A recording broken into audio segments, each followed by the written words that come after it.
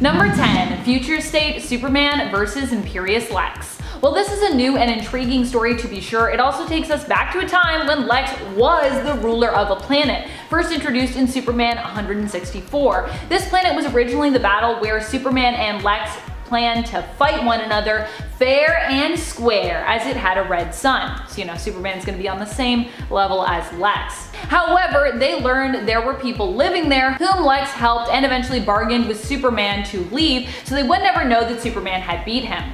Lex, however, would return to this planet, which was named in his honor as he was their hero, Lexor. In Superman vs. Imperious Lex, it's possible we'll see a return to this planet, as the story tells us Lex is ruling a planet under a red sun and has enjoyed many bountiful and peaceful years there when his planet is invited to join the ranks of the United Planets by one of Earth's representatives, Lois Lane.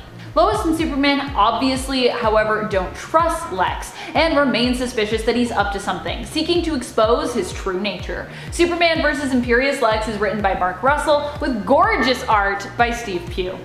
And if you guys could go ahead and toss us a thumbs up before we go on to number 9, that would be fantastic because it helps us out a lot here at the studio.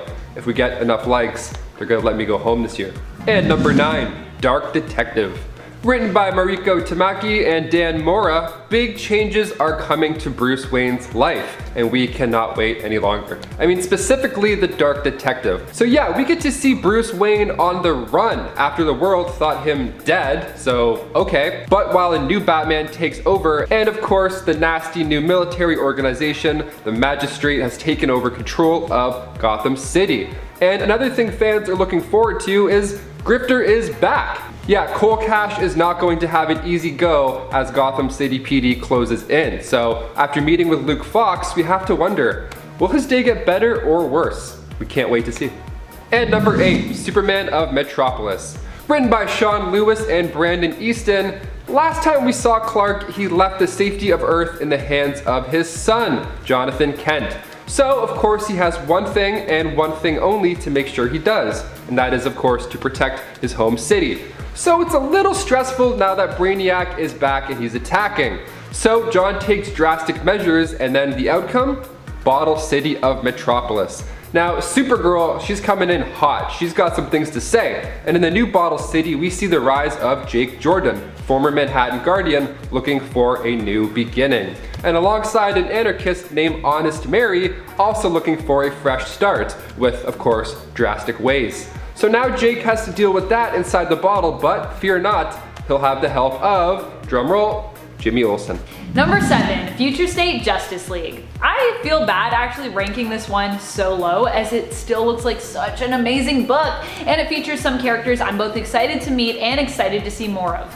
Future State Justice League introduces us to this new era of heroes as we see Jonathan Kent become Superman, Yara Flores Wonder Woman, Joe Moline as Green Lantern, my favorite, Andy Curry as Aquawoman, Tim Fox as Batman, and a brand new Flash from somewhere in the great multiverse. This new team keeps their true identity secret even from each other, which makes the suspense even greater when they find their greatest enemies dead and murdered within the Hall of Justice, and realize they are all the lead suspects on the mystery murder case. We also get a side story featuring Justice League Dark, who for some unknown reason were disbanded but now need to reassemble in order to defend the very fabric of reality from the Crow King Merlin. So many awesome mysteries afoot. And number 6, Teen Titans. Written by Tim Sheridan, we see the world after the original new Teen Titans when they wanted to start their own school, right? You know, guide the minds of young ones as they explore their super side to make the world a better, safer place. And then cut 2 years later, where Titan's Tower is now just a constant reminder of all of those young lives lost, the lives of those young supers. So Nightwing, Starfire, Beast Boy, Cyborg, and Raven are going after what made that school go to hell in the first place. So now they have to get help from the mysterious Red X, who we've only seen in the Teen Titans animated show. We can't wait to see what happens there. Number 5, Future State Harley Quinn. Of course, you can never have too much Harley in your life, but this series I think will be a good one to grab for Harley fans out there, as well as people maybe just getting into the character now. Stephanie Phillips is writing and promises to bring something new to the character while also taking inspiration from some of the great Harley writers to come before her. The two-part series is meant to focus on Harley Quinn's independence and what that means for her as she tries to define what kind of hero or villain or something in between she wants to be. Phillips wants to remind everyone of how smart Harley is, while also giving her some more reasons to question both the side of good and the side of evil when it comes to carving out what exactly her own role means. This series will also be setting the stage for Harley's 2021 series to come after it, which will continue the story. So for fans looking to get into that, this is a must read. And number 4, The Flash. Written by Brandon Vietti, the preview for this one has me pumped up. So we find Barry Allen holding Captain Cold's gun, just locked and cold loaded, and if you're not already intrigued by that, I don't know what else to say. Besides that, we find Barry Allen also without his superpowers. That's right, he's all alone with no backup, so he has no choice but to team up with the other former Flashes to go against Wally West. Yeah, so he has to use the weapons of his foes to save Wally. How badass is that? And on top of that epic storyline, we're also introduced to a new Flash named Kid Quick from Earth 11. And we're expecting our first look at the new speedster in DC's Very Merry Multiverse one-shot coming up. Can't wait. Number 3, Future State Catwoman. One of the series I know I am most excited for is Catwoman's, and trust me, you will be too when you hear why I'm so pumped. Automatopoeia is going to be making a comeback, baby! One of my favorite villains. And not only that, Catwoman will be dealing with all sorts of tricksy characters coming at her from all sides as she attempts to take on the Magistrate. She'll be running into a formerly presumed dead Bruce Wayne, but is it really him? Or some kind of impersonator looking to trick Catwoman into falling prey to their trap. She'll also be running into and possibly squaring off with Talia al Ghul, which is likely to be tense no matter what and interesting. This series is going to be written by Ram V with stunning artwork by Otto Schmidt. And you'll likely want to collect the issues considering some of the beautiful artwork featured there as well. And number 2, Nightwing. Written by Andrew Constant, we see a world with Batman gone. So that means it's time for Nightwing to step up his game. And that nasty magistrate we just mentioned is just making everybody's lives a not so great time. So we get to see Nightwing try and get ahead of the game and protect the city. Awesome. So where else to collect yourself and prepare than Arkham Asylum? It's got that homey feel, you know, it really gets the brain going, gets you in a nice calm zone. And then this is where he meets somebody claiming to be the new Batman. Okay, interesting, very suspicious. So in newly released images, we see a new Nightwing beside the Red X, and he's wearing Deathstroke's mask.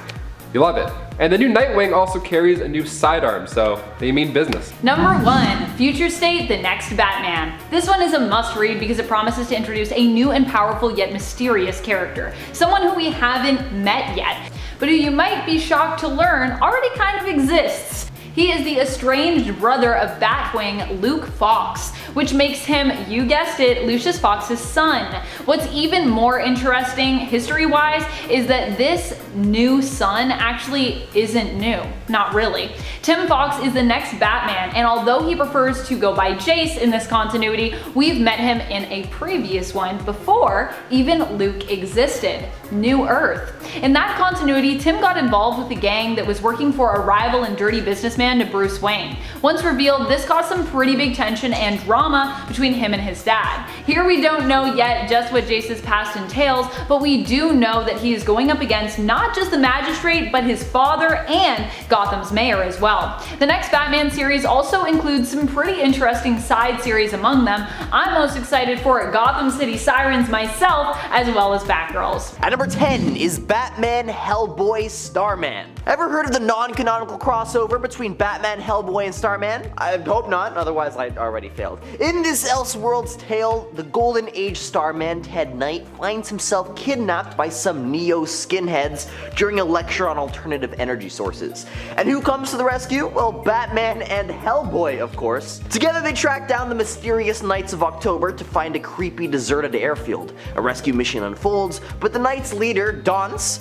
makes a daring escape with Ted Knight still in his clutches. Now here's the twist. Batman has to leave to deal with the Joker, so it's up to Ted's son, Jack Knight, the new Starman, to team up with Hellboy for the mission. Batman bids them farewell as they set off to the Amazon rainforest, but things take a dark turn when they immediately come under fire. As they infiltrate the enemy's defenses, they discover Don's diabolical plan to reanimate the demon Sugar Yoggoth using Ted's scientific knowledge. At number 9 is Batman and Captain America, a world where Batman and Captain America team up during World War II. Not your typical comic book crossover, but it's one of those hidden gems from DC Elseworlds. In this alternate reality, the two iconic heroes find themselves fighting a sinister alliance between the Red Skull and the Joker. The story unfolds during the 40s, and it's a fresh take on these heroes, showing a different side of their characters. See, Batman and Cap are optimistic and well-adjusted, and the Joker's more of a clown-themed crime lord than a crazed unaliver. The Gotham Project replaces the Manhattan Project, adding an intriguing twist to the story, and of course, there's the inevitable clash between Batman and Captain America. But instead of an all-out brawl, they quickly realize that they're on the same side and join forces. Now the twist actually comes when Joker ends up being the unlikely hero, turning against Red Skull when he discovers that the Red Skull is actually one of the Axis powers. It's a wild ride through the golden age of comics filled with humor, action, and unexplained alliances. Who would have thought that the Joker could be a patriotic American hero in his own bizarre way? If you're enjoying the video so far, please support the channel by pressing like, subscribing to Top 10 Nerd, and ringing that notification bell. I would really appreciate it. At number 8 is Red Rain. In Batman Red Rain, we witness the Caped Crusader's transformation into a vampire to take on the Lord of Vampires himself, Dracula. This trilogy of graphic novels takes the iconic hero to the realm of Victorian horror. See, Red Rain kicks things off as Batman defeats Dracula, but becomes a vampire in the process. In Bloodstorm, Batman struggles to resist his newfound vampiric nature, but tragedy strikes when he drains the Joker's blood for eliminating Catwoman. His loyal allies, Alfred and Gordon, stake him, leaving him in a catatonic state. Fast forward to Crimson Mist, and criminals have overrun Gotham. Batman, now more animalistic due to isolation, goes on a bloodthirsty rampage, taking out foes in brutal fashion. Alfred, Gordon, Two-Face, and Killer Croc team up to put an end to the blood-sucking Batman, thus ending this chilling Elseworlds saga. At number 7 is Superman at Earth's End, where we find the Man of Steel in a post-apocalyptic world. Earth's in a mess, and a bunch of emotionless cyborgs called the Biomech Sevens are playing janitor trying to restore order. Meanwhile, our boy Superman has been chilling in a floating city, soaking in some rays to regain his strength. But it looks like Gotham City is next in line for cleansing via a nuclear bomb because it's swarming with mutants and degenerates. Supes heads down to Gotham to stop the madness, only to find some bat-like mutants messing with him. Surprise, surprise, his powers are waning as well because, I mean, look at him, he's pretty old. But don't worry, he gets saved by a gang of Mohawk youth on motorcycles. Turns out they're protecting the Batcave, and Batman's body has gone missing, and the culprits are a mysterious group known as the DNA Dictators, who use Batman's DNA to turn people into mindless creatures. Superman decides to be a hero and battles against giant robots, but his strength is fading fast. He retreats to the Batcave, but looks like they're all out of options, except for an oversized pew-pew Batman had called the Expunger. Supes hesitates because he's all anti-pew-pew, but desperate times call for desperate measures. They face off against an army of mutated lion men and mutant SS troopers. Because guess who's behind the DNA Dictators? Clone versions of that dictator from World War II. But here's the twist. They unleash a monstrous Batman creature that got Bruce Wayne's memories. Superman takes it down, but gets filled with lead by the clones. At number 6 is Batman in Bethlehem. In a forgotten corner of the DC multiverse lies a little hidden gem from 2007 that you might have missed. This tale is of the Bat, but not the one you know. You see, Batman in Bethlehem, tucked away in Batman issue number 666, catapults us 15 years into Gotham's future. And here, Damian Wayne is the offspring of Bruce Wayne, who dons the cowl as the new Batman. In this reality, Damian investigates a string of mob boss unalivings, and the city's finest point fingers at the Dark Knight. But our hero is too busy hunting the real unaliver, a twisted fake Batman who goes by Bat Devil. He claims to be the Antichrist, out to reshape the world to favor the strong, crushing the weak. The story culminates in a showdown at Hotel Bethlehem, a dark ritual site in the shape of a star formed by the unaliving location. Batman takes on Bat Devil and his gang in a brutal brutal face-off, ultimately snuffing out the Wicked. As the dust settles, Commissioner Barbara Gordon arrives, and Batman, standing over Bat Devil's fiery remains, declares that for now, the apocalypse is off the table, unless he says otherwise. At number 5 is Superman in War of the Worlds. Supes is a last hope for Earth against a Martian invasion. This alternate DC Elseworlds tale, the Martians, fueled by their envy of Earth, decide to pay us a visit. A strange metal cylinder crashes, and out of it comes the Martians with their lethal weapons. Clark Kent, our future Man of Steel, reveals his powers to defend the world. The Martians wreak havoc, and our planet falls into chaos. Major cities are conquered, the leaders are taken out, and humans become second-rate citizens. Twist here is that it's not just the Martians who are vulnerable. You see, Earth's bacteria are making them sick, while Superman, with this Kryptonian biology, remains immune. Luthor, initially aiding the Martians, later teams up with Lois and Clark to fight back. Superman pushes himself to the limit, but ultimately succeeds, saving Earth from the Martian invaders. Luthor eventually finds a way to wipe out the remaining Martians, and Earth begins to rebuild. At number 4 is the Superman monster. This is a Superman Frankenstein remix that's just in time for the spooky season. It all starts out with a guy named Victor Luthor, a college student who was into some seriously unorthodox experiments like raising the unalive. His college wasn't so thrilled, to say the least. They kicked him out faster than you can say supernatural. But here's where it gets wild. Luthor plans to marry into some wealth, but that plan takes a nosedive when he learns that he won't get a cent for the marriage. So he's out sulking in the forest, and then boom, an alien spaceship falls out of the sky. Inside, he finds the plans for reanimating the unalived. He goes all mad scientist, and long story short, ends up creating a messed up Superman who calls him dad. Things get out of hand. The lab's on fire, Luthor's injured, and Super Son rescues him. But the world isn't ready for Superman, so he goes out to live on a farm, kind of like old school Superman. He becomes Claus, learns to be human, helps out the farm, but Luthor ain't having any of that. He bribes a mob to attack the farm, and it's absolute mayhem. It's basically the story of Frankenstein but with Superman in it. Like, come on guys. At number 3, Captain Leatherwing. Alright mateys, let's dive deep into the waters of DC's Elseworlds tale with Leatherwing, the pirate Batman. This swashbuckling adventure unfolds on the high seas as Leatherwing and his crew, after a bit of plundering, find themselves caught in a plot to steal his secret treasure hoard. The Laughing Man, his sinister foe, is on the hunt for this treasure and enlists Tatiana Felina to seduce and distract Leatherwing. Meanwhile, our young hero Robin sneaks aboard the Flying Fox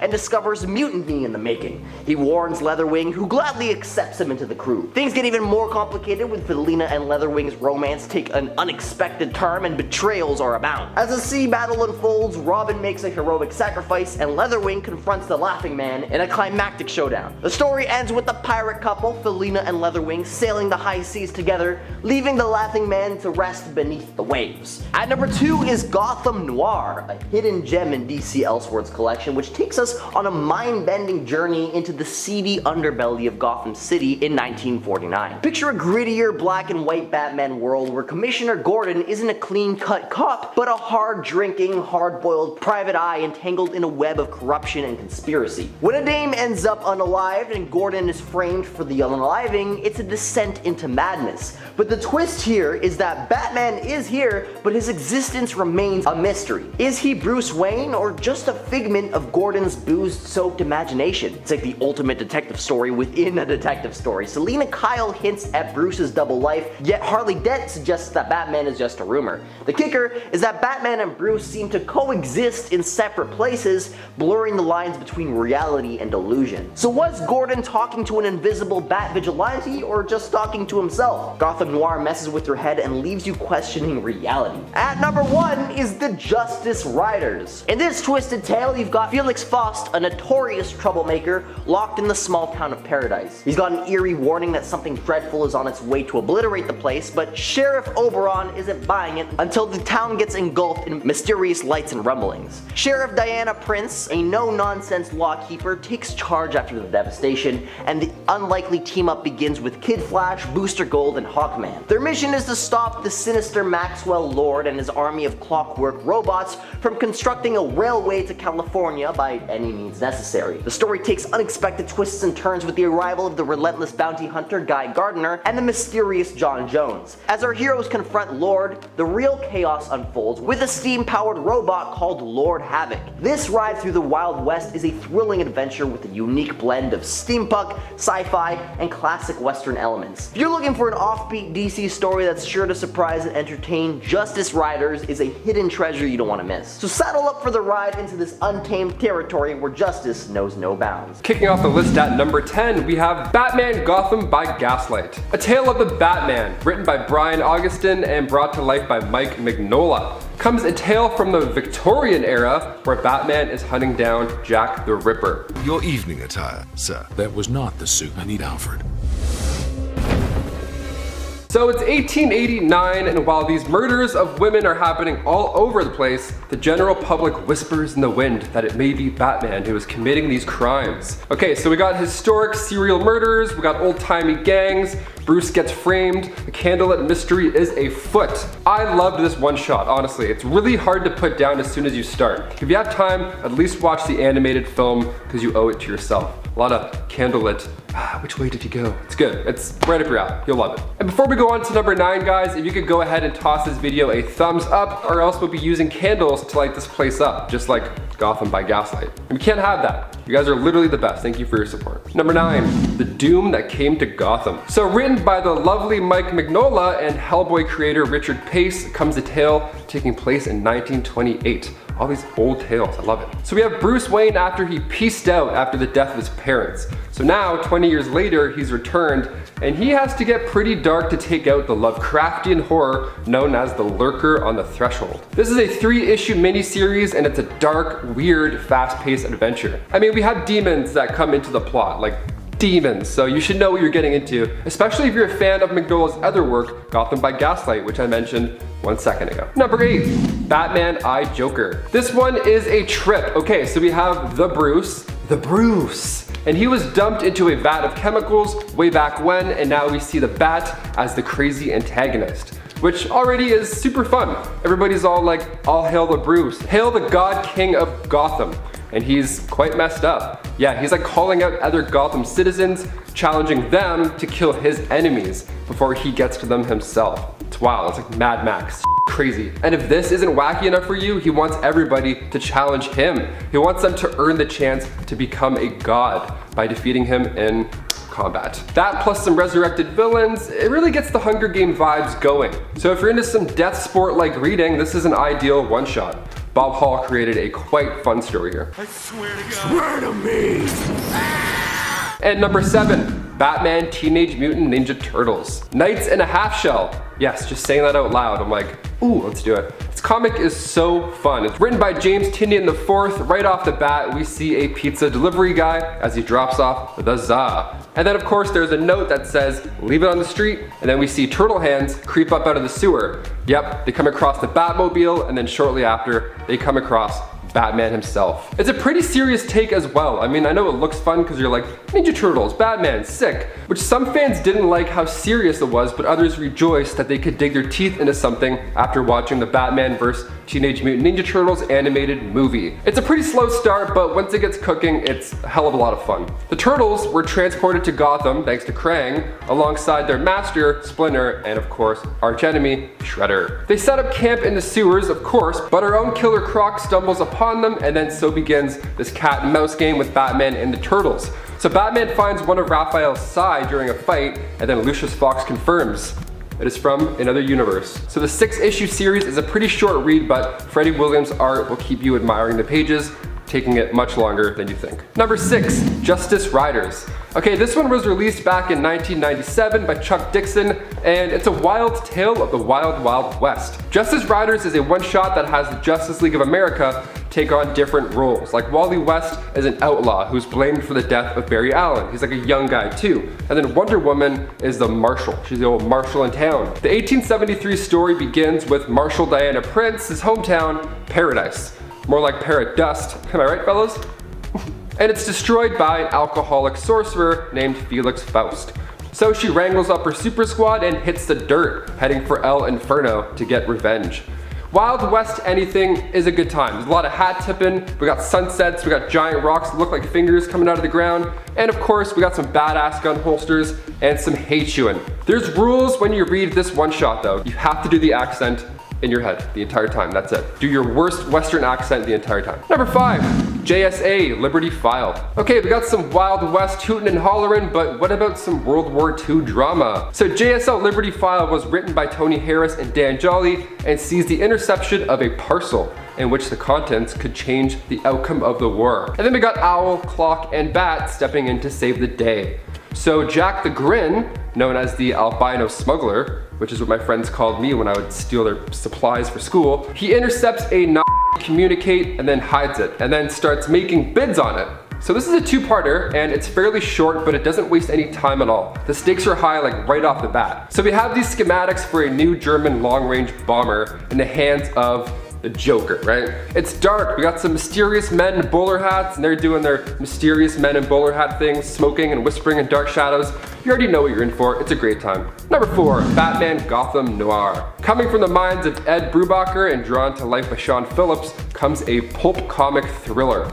A notable difference here opposed to our usual Gotham tale is that it centers around Jim Gordon this time. And he doesn't have the best luck, and he's heavy into the booze. He's a private investigator who gets framed for murder as well. So those are the 3 things you just want in life right there. Fans are actually super excited to see these themes come spiraling down to this perfect crime story. It's dark, it's gritty, and most of all, it's realistic. They made Gotham quite interesting here as well because they didn't shoot necessarily for a superhero theme, right? So Jim Gordon finds himself sharing his life story with the only person that'll listen, not God, the Bat. So now Batman already is a noir character, so I'm glad they put the focus more on Gordon here. It felt fresh. You kind of expect it to go one way, but it doesn't, and that's the best part. Number 3, Superman Speeding Bullets. From J.M. DeMatteis and Eduardo Barreto comes the ultimate question of what would have happened if Superman was discovered by the Waynes of Gotham instead of the Kansas Kents. So right off the hop, we see the usual scenario playing out. We got the alleyway, we got the mugger with the gun, and then when it comes down to the mugger shooting Bruce as well, because he cried and he just hates when kids cry, the bullets don't penetrate his skin. And his wet eyes look up at the mugger, and then those wet eyes turn bright red. Yeah, he zapped the shit out of him. Laser eyes for the win. So this Batman is now angry. It cuts to him being older, and he remembers that he could have saved his parents, and it eats him alive. That plus these Superman abilities that he now has, it makes for a very, very entertaining ride. Number 2, Flashpoint. Okay, so one of the biggest upcoming DC movies, and for good reason, the storyline where the Flash tries to go back in time to save his mother from her tragic death, which is not a bad idea at all. This story was released in 2011, written by Jeff Johns and Andy Kubert, and it starts with Barry waking up with no Flash powers. In fact, the Flash doesn't even exist. In fact, everything has changed. His mother Nora was still alive. Sick. And his father Henry died 3 years prior. Oh. Yeah, so in his own timeline, his dad's actually alive and in jail, but we know this, right? There's no Justice League, and Superman isn't even in the picture. The best part and one plot point that we're most looking forward to in the movie is that Batman in this universe is actually Thomas Wayne, Bruce Wayne's father. So Bruce ended up dying that night, causing his mother Martha to go insane, and then she becomes a Joker. That's why during the opening credits of Batman vs Superman, we were all hyped because we saw Jeffrey Dean Morgan and Lauren Cohen, 2 huge actors in such a small opening scene with 0 dialogue. So everyone's like, huh, that must have been an expensive day to shoot. Yeah, it was. They had bigger plans for them down the future, and now with recent news of Michael Keaton set to return in the Flashpoint movie, Jeffrey Dean Morgan took to the internet and said, Michael Keaton swooped in and took my gig. Now, I think that's super cool. Ever since Zack Snyder walked away, my whole kind of bit in that world has walked away with him.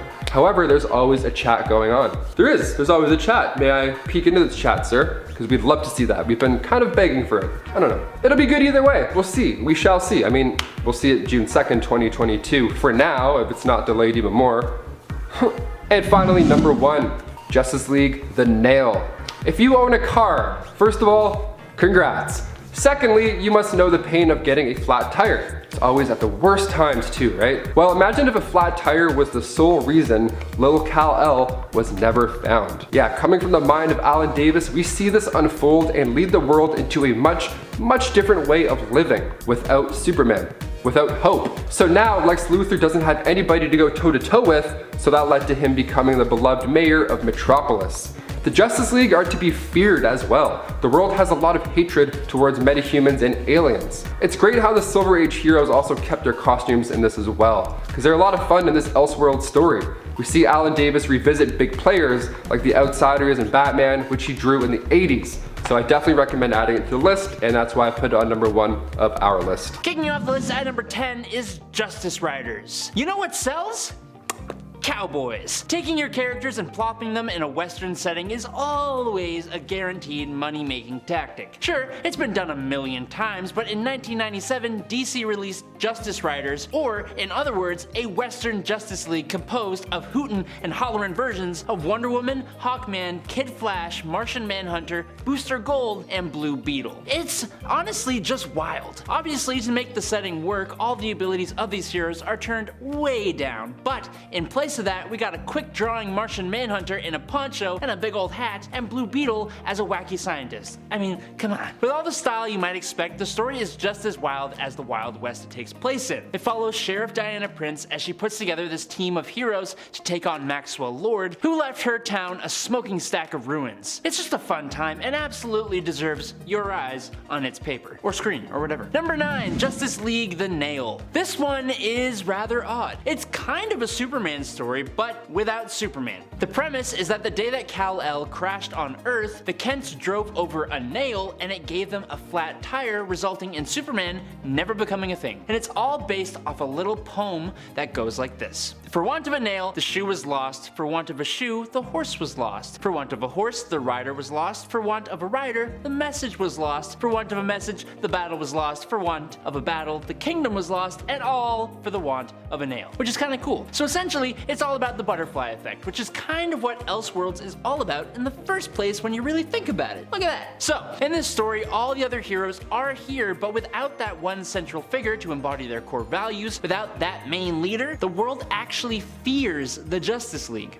The world is constantly standing against them, and the story shows how they struggle with not only the villains of the DC universe, but even their own public perception. And it's all because Superman is out of the picture. As much as it feels like a big testament to Superman's importance, it does actually show the strength of the other members of the League to a degree, which is nice because Superman is kind of boring. Sorry. Number 8, Kingdom Come. While a lot of the great Elseworlds stories deal with versions of specific characters, others deal with the whole DC universe of heroes and villains, and Kingdom Come is probably one of the best of that latter category. Here, the classic heroes who made up the Justice League, they've all basically retired. New heroes have sprung up in their place, but don't really hold the candle to those who came before, and they're also kind of evil. They barely care about saving people and cause a massive accident that takes out almost all of the Midwest of America. Superman in this world is convinced that the world did not want him to step down. Batman keeps Gotham in control using massive, powerful robots. Green Lantern sits in an emerald fortress above the earth just watching. The Flash has basically become the Speed Force and keeps his city safe by basically being everywhere all at the same time, existing in the time between seconds. It's really cool. It's almost as if the Justice League had retired and then all the corrupt heroes from the boys took their place, and then the retired heroes come back to correct everything. There's a lot more to it than that, with some really cool stuff going on in all different places. Kingdom Come is like a love letter to DC Comics by DC Comics, and it has some of the most beautiful comic book art you or I has ever seen. Number 7, Batman Dracula. Some of the coolest stories involve Batman, and I mean, let's be honest, Batman himself is one of the coolest heroes. He's also the most human, literally just being a regular human who fights among gods and aliens against some of the biggest threats to humanity, including vampires. And when he goes up against the baddest and biggest one, Dracula himself, Batman becomes more than a man. He becomes the most justice-driven, terrifying vampire you've ever seen, and it's dope. When Dracula comes to Gotham, a good vampire grants Batman the vampiric gift in order to take on Dracula himself. And the idea was so awesome that it became a whole trilogy, starting with Red Rain, then Bloodstorm, and ending in Crimson Mist. All of which put the most obvious hero to become a vampire in one of the best Victorian horror styles, and with the most terrifying looks I have ever seen for the Dark Knight. Batman Dracula is truly one of the best versions of Batman ever, and 'tis all thanks to Elseworlds. Thank you. Number 6, Superman's Secret Identity. Now, to say that we can't believe this world exists is actually kind of a weird little stretch because this is actually set in a world pretty much the same as ours. Coming from writer Kurt Busiek, who created his cult classic Astro City, which itself was a play on the DC Universe, DC Comics gave him the chance to write an actual story about his favorite superhero, Superman. Enter Superman's Secret Identity, which questions what would happen if Clark Kent existed in our own world. Just like our Earth, all the familiar DC Comics superheroes are just comic book characters, but for one boy in Kansas, who just happens to have the same name as Clark Kent, he discovers that he has Superman's superpowers for some unknown reason. This Elseworld series covers a different era of Superman's life in each issue, from his teenage years to his old age, and then the birth of his superpowered daughters. It's just incredibly interesting to watch how this world works. Number 5, A League of One. Sometimes Elseworld stories just bring us what we really want to see by asking the question of, why the heck not? And the Wonder Woman focused story Justice League A League of One by Christopher Mueller is one of those stories. The whole thing is just pure fun, basically armoring up Diana of Themyscira in untold amounts of plot armor and letting her defeat each of her teammates in honestly some pretty genius moves, all in order to bring down an ultimate evil, a dragon queen by the name of Dracul Carfang. If that sounds like it came straight out of a Dungeons and Dragons campaign, it really kind of feels that way. The book even picks up at the beginning of the 100 Years' War, setting up this ultimate evil. Speaking of Dungeons and Dragons though, the art in this book is all painted by Mueller himself, making it literally worthy of a Dungeons and Dragons cover, and it's filled to the brim with utter awesome fantasy mixed with superheroes, and honestly, 'tis just a really fun time for any Wonder Woman fan looking for something just a little bit different. Number 4, JSA The Liberty Files. The Justice Society of America, The Liberty Files, is a DC Elseworld story from 2000 to 2003, which makes it non-canonical, obviously. Any story that lets writers go outside the rules of the DC canon always makes for stories that I personally love. But what's it about? The series took characters from the JSA but turned them into covert government operatives in World War II, and that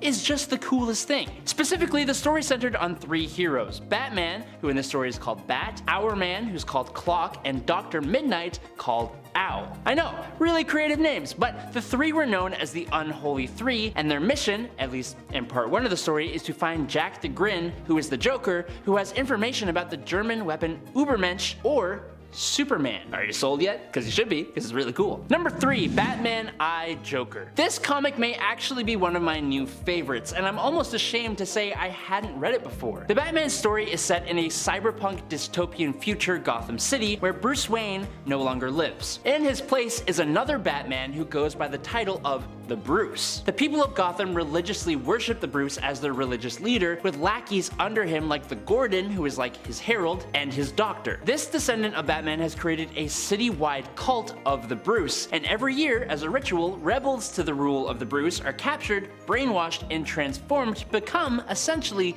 copies of Two-Face, Ra's al Ghul, Penguin, and the Riddler, with one more criminal turned into the Joker. These fake criminals are then set free into the streets of Gotham, locked into vehicles, and are chased by the mob, the Bruce himself, or brave citizens who attempt to destroy the villains in order to face the Bruce and become the next Bruce. It's like taking the movies Death Race and Running Man, mashing them together, and then injecting some absolutely wacky and wild art to create a world of pure chaos. I don't want to give away the details, so if you haven't, check this book out. Number 2, Gotham by Gaslight. Gotham by Gaslight, like most Elseworld stories, is just super freaking cool. It's such an obviously brilliant concept. You take Batman, the greatest detective, and plop him in the Victorian era and have him take on one of the most compelling unsolved killer cases in history, Jack the Ripper. But then they go and make it even cooler by having Jack move to this really awesome Victorian Gotham City and give Batman and the Ripper a personal connection. The story even sees Bruce accused of being the killer himself, which adds yet another layer on top of everything else. Also, we have to talk about the incredibly cool art style in the comic, which came from Mike Mignola, who created Hellboy,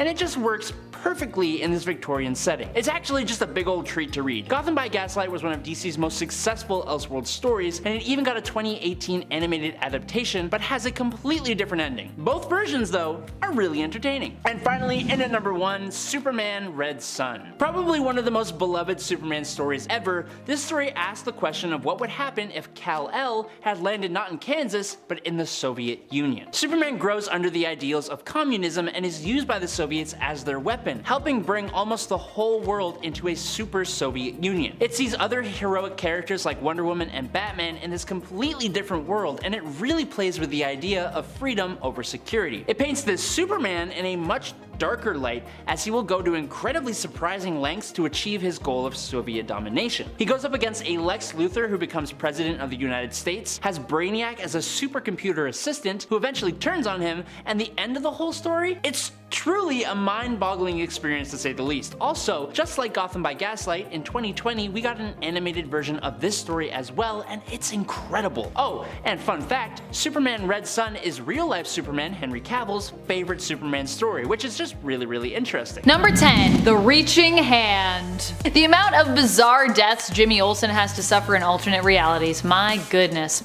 In this story, featured in the Elseworlds 80-page giant from 1999, we see Bruce Wayne acting as a Lovecraftian detective, aiming to unravel the mystery that is the alleged murder of a elongated man. In reality, something far more dark and sinister has taken hold of the hero and is using him as its vessel to spread darkness throughout the city and take hold of other innocent souls. It reminds me a bit of the bizarre and campy 90s film Cast a Deadly Spell. Like most Lovecraft-inspired horror stories, this one ends with a foreboding cliffhanger. That face. I love that face. Bruce Wayne's face at the end, he's like, oh, what will happen? You're dead. You're gonna die. It's not gonna be good. Number 9, Teen Titans The Lost Annual. This strange story has a campy 60s feel to it. It was originally slated to be released in the early 2000s as an Elseworlds special for Teen Titans, but was later delayed. In the end, it was released in 2008, where it would be referred to in the title as a Lost Annual. But originally, it was intended to be an Elseworlds special, so I'm gonna count it. Here, the Teen Titans team up to try and save President John F. Kennedy, who has been kidnapped by space aliens and replaced by some kind of double. The whole adventure is pretty wacky, which honestly is what makes it so enjoyable. You know me, I love wacky adventures. Reminds me a bit of an original series Star Trek episode. And in case you haven't gathered by now, TOS is my favorite of the Star Treks, so yes. Although I am finally watching Discovery now, so I guess we'll see what happens. And before we move on to our number 8 spot, a quick thank you to all of you for joining me this list, and a reminder to click that like if you want more videos like this one. I personally love exploring Elseworlds with you, so I'd love to do more about it. Number 8, Elseworld's Finest, Supergirl and Batgirl. This one is kinda ridiculous, but also has some pretty powerful and epic moments. In this Elseworlds story, both Superman and Batman do not exist. Kal-El was destroyed before he could become Superman, though Kara Zor-El still made it to Earth. She took his place as Metropolis's hero, becoming Supergirl. Bruce Wayne never became Batman either, and instead Barbara Gordon guards Gotham as Batgirl, after her parents were murdered by accident instead of the Waynes, who were meant to be targeted. The two women join forces and take on a very sneaky Lex Luthor, who Supergirl had thought of as a close friend and ally initially, and a very jacked Joker. He's like really jacked, like more jacked than you could probably imagine. He's also wearing like a little gym outfit, which is just something. Number 7, A Nation Divided. This Elseworld comic, Superman A Nation Divided, gives us a look at what Superman would be like if he was around during the Civil War and happened to be a Union soldier. In this story, Superman is known as Atticus Kent and ends up finding out he has superpowers during the Civil War. He quickly becomes the Union's new secret weapon and even takes both Frederick Douglass and Abraham Lincoln on a little flight to give them a tour of the Capitol. I personally love when history and comics meld, and Elseworld stories that posit what if superheroes were real and part of historical events. So for me, this was an interesting story and one that I enjoyed. The whole story is told through letters of various historical figures as well as Kent himself. Number 6, Thrill Killer. Set in the 60s, this Elseworld story follows a doomed Barbara Gordon and Dick Grayson, aka Richard Grey Stark, which is his actual name here. Although he still goes by Dick Grayson because comics. These two attempt to take on the Joker, who in this world is a woman known as Bianca Steeplechase. In the end, Robin is killed, but so seemingly is the Joker. Oddly enough, in this reality, it's actually Batwoman and Robin who end up inspiring Bruce Wayne to join them. He becomes Batman after Dick's demise. Barbara is also the one with the wealth in this Elseworld story. She is an heiress who became somewhat estranged from her father after the unsolvable murder of her mother. Barbara uses her wealth to purchase Wayne Manor, as in this reality, the Waynes actually lost their fortune during the Great Depression. Very period of them. Very period to lose all of your money during the Great Depression. Or now, during the Now Depression. Number 5. Red Rain. Red Rain has to be one of my all-time favorite Elseworlds tales. It also was an ongoing story that was told over the course of multiple graphic novels released throughout the 90s. In this story, Batman battles vampires but eventually succumbs to them when he is bitten and transformed himself into one of the creatures of the night. He still battles with his new monstrous nature, however, attempting to rebel against it. However, eventually the Joker pushes him too far, causing him to give into temptation and drink his foe's blood. I also like how this is rebel. This is like, get off my lawn, kids. I don't know why I do this when I say rebel. Batman attempts to make sure the Joker will never rise again as a vampire, but eventually it is revealed that he was somehow unsuccessful in preventing this from happening when we revisit this alternate Earth much later down the road. Fans of vampires are sure to also enjoy this world, but as a Batman fan, I also just love the extra layer of moral struggle that vampirism gives Batman. Number 4. Earth 3. Earth 3 is home to the Crime Syndicate, an alternate reality where instead of the Justice League members being heroes, they're villains, and instead of the Justice League, we have the Crime Syndicate. In the place of Wonder Woman on the team, we have Superwoman, an evil version of Lois Lane armed with her lasso of submission. Although I always like to think of it as a whip of submission, but that's not. That's something else. You guys can cut that. That might be too kinky. I don't know. I don't know if it's too kinky. You tell me, internet. You tell me.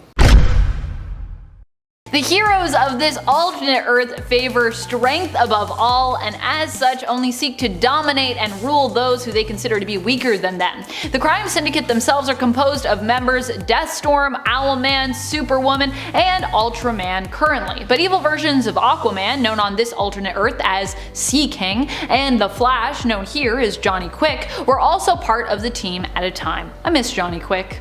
R.I.P. Johnny Quick.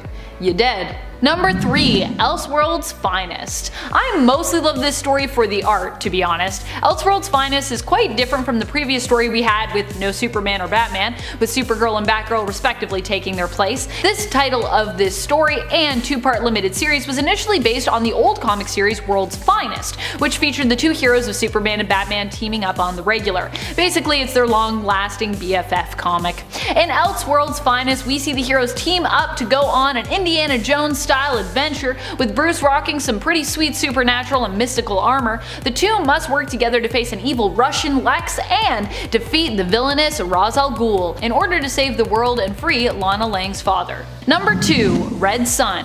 One of the most intriguing Elseworlds when it comes to Superman, and in my opinion Lex Luthor for any Lex fans out there, is Red Sun. Red Sun comes to us from the Elseworlds imprint and aims to answer the question, what if Superman had been raised in the Soviet Union? The result is we get a passionate communist Superman who, instead of standing for truth, justice, and the American way, stands for socialism, Stalin, and acts as a champion of the common worker. Instead of an S on his chest, he wears the symbol of communism, the hammer and sickle. Red Sun was a story written by Mark Miller, which offered us a different look at Lex Luthor as well, who became the president and sort of the hero of the USA, all as a part of his greater plan to satiate his obsession with destroying Superman. So in a weird way, Lex becomes sort of part hero as well as the recognizable part paranoid villain that we've all come to know and love. Number 1. Earth 1. Also known as Earth 1 with the number instead of the letters, so Earth 1 or Earth 1. But it's also confusing because there's multiple Earth 1s.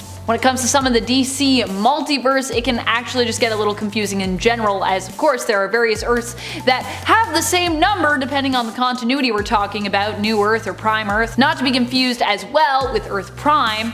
Yeah, it can get pretty mathy up in your brain if you're trying to keep track of everything and separate it. But this time around, when I'm talking about alternate Earths when it comes to the number 1, I'm talking about Earth 1, where all of our heroes are just starting out as seen in the Earth 1 series, like Batman Earth 1, Superman Earth 1, Wonder Woman Earth 1. You get the idea.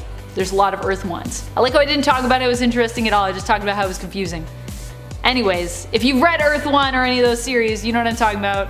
It's awesome. Enough said. And at number 10, Batman Dracula. Some of the coolest stories involve Batman, and I mean, let's be honest, Batman himself is one of the coolest heroes. He's also the most human, literally just being a regular human who fights among gods and aliens against some of the biggest threats to humanity, including vampires. And when he goes up against the baddest and biggest vampire, Dracula himself, Batman becomes more than a man. He becomes the most justice-driven, terrifying vampire you've ever seen, and it is dope. When Dracula comes to Gotham, a good vampire grants Batman the vampiric gift in order to take on Dracula himself, and the idea was so awesome that it became a whole trilogy, starting with Red Rain, then Bloodstorm, and ending in Crimson Mist, all of which put the most obvious hero to become a vampire in one of the best Victorian horror styles and with the most terrifying looks I have ever seen for the Dark Knight. Batman Dracula is truly one of the best versions of Batman ever, and 'tis all thanks to Elseworlds. Number 9, Justice Riders. You know what sells?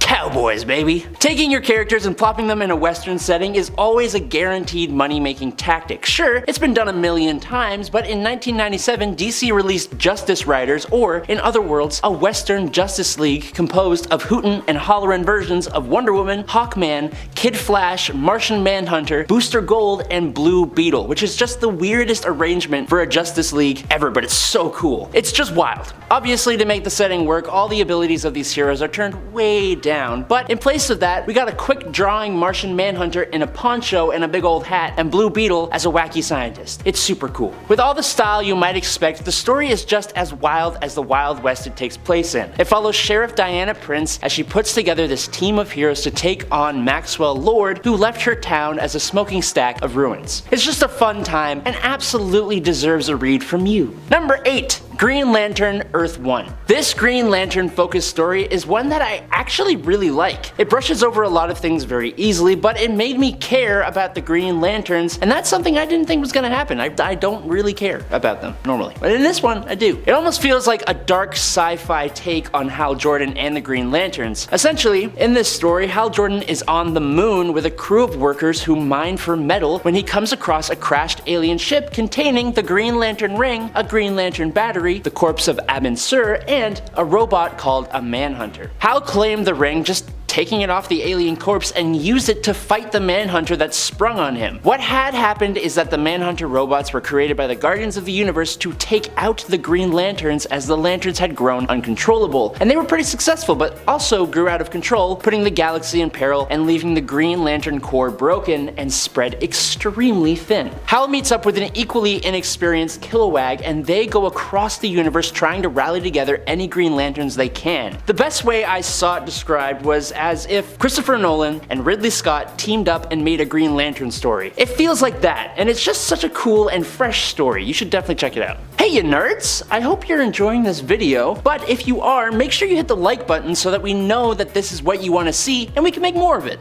Cool? Okay, cool. Moving on. Number 7, Justice League The Nail. This one is rather odd. It's kind of a Superman story, but without Superman. The premise is that the day that Kal-El crashed on Earth, the Kents drove over a nail and it gave them a flat tire, resulting in Superman just never becoming a thing. And it's all based off a little poem. The poem goes like this: For want of a nail, the shoe was lost. For want of a shoe, the horse was lost. For want of a horse, the rider was lost. For want of a rider, the message was lost. For want of a message, the battle was lost. And for want of a battle, the kingdom was lost. And all for the want of a nail. So essentially it's all about the butterfly effect, which is kind of what Elseworlds is all about in the first place when you really think about it. Wow, look at that, so cool. So, in this story, all the other heroes are here, but without that one central figure to embody their core values. Without that main leader, the world actually fears the Justice League. The world is constantly standing against them, and the story shows how they struggle with not only the villains of the DC universe, but even their own public perception, and it's all because Superman is out of the picture. As much as it feels like a big testament to Superman's importance, it does also show the strength of the other members of the League to a degree, which is nice because Superman is just kind of boring.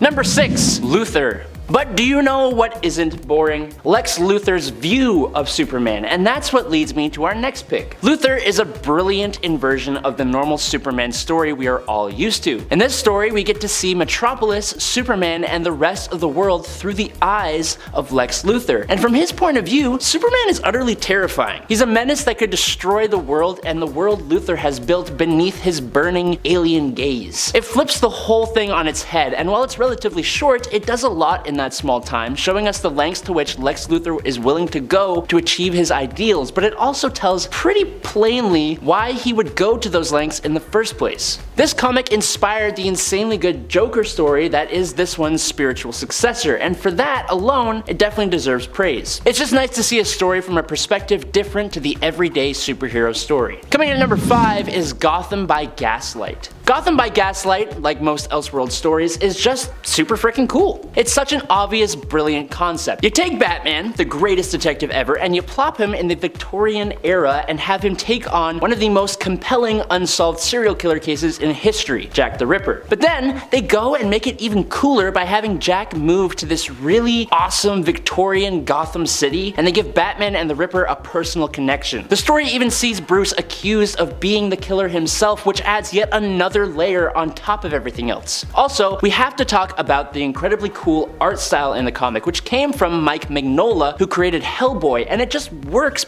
perfectly in his Victorian setting. It's actually just a big old treat to read. Gotham by Gaslight was one of DC's most successful Elseworlds stories, and it even got a 2018 animated adaptation, but it has a completely different ending. Both versions are really cool and really entertaining, so just pick one. Number 4, Superman Red Sun. Probably one of the most beloved Superman stories ever. This story asks the question of what would happen if Kal-El had landed not in Kansas, but in the Soviet Union. Superman grows under the ideals of communism and is used by the Soviets as their weapon, helping bring almost the whole world into a super Soviet Union. It sees other heroic characters like Wonder Woman and Batman in this completely different world and really plays with the idea of freedom over security. It paints this Superman in a much darker light, as he will go to incredibly surprising lengths to achieve his goal of Soviet domination. He goes up against a Lex Luthor who becomes president of the United States, has Brainiac as a supercomputer assistant who eventually turns on him, and the end of the whole story? It's a truly mind-boggling experience to say the least. Also, just like Gotham by Gaslight, in 2020 we got an animated version of this story as well, and it's incredible. Oh,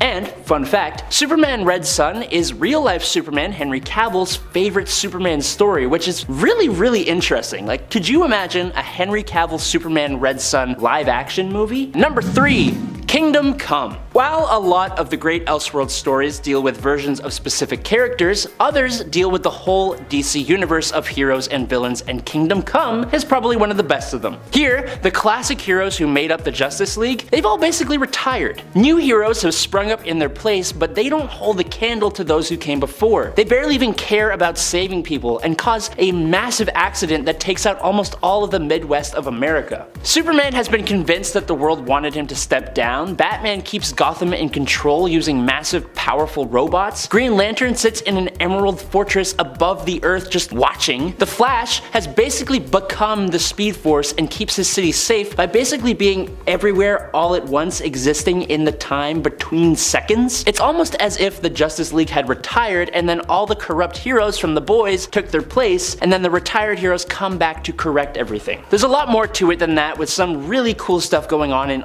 all different kinds of places. Kingdom Come is like a love letter to DC Comics by DC Comics, and it has some of the most beautiful comic book art you've ever seen. Coming in at number 2 is The Dark Knight Returns. Technically speaking, Elseworlds stories simply have to take place outside the normal DC continuity for them to count as Elseworlds stories, or they have to have that little watermark thing on it, but I'm changing the rules here. Which means that Frank Miller's globally appraised The Dark Knight Returns is an Elseworlds story, and that makes it one of the best ones. Set in the 80s, it actually tells the tale of an old, grizzled, militaristic Batman who comes out of retirement in the face of an American government that has become more and more dictatorial. He takes on a new Robin, he faces off against an old sadistic Joker, and Bats beats the absolute snot out of Superman in one of the most famous comic book fights ever. The unique style of the comic also just adds another layer to this work of art. Sure, the books that followed were kind of horrible in my opinion in comparison and extremely odd, but the one that came first has a special place in so many people's hearts, and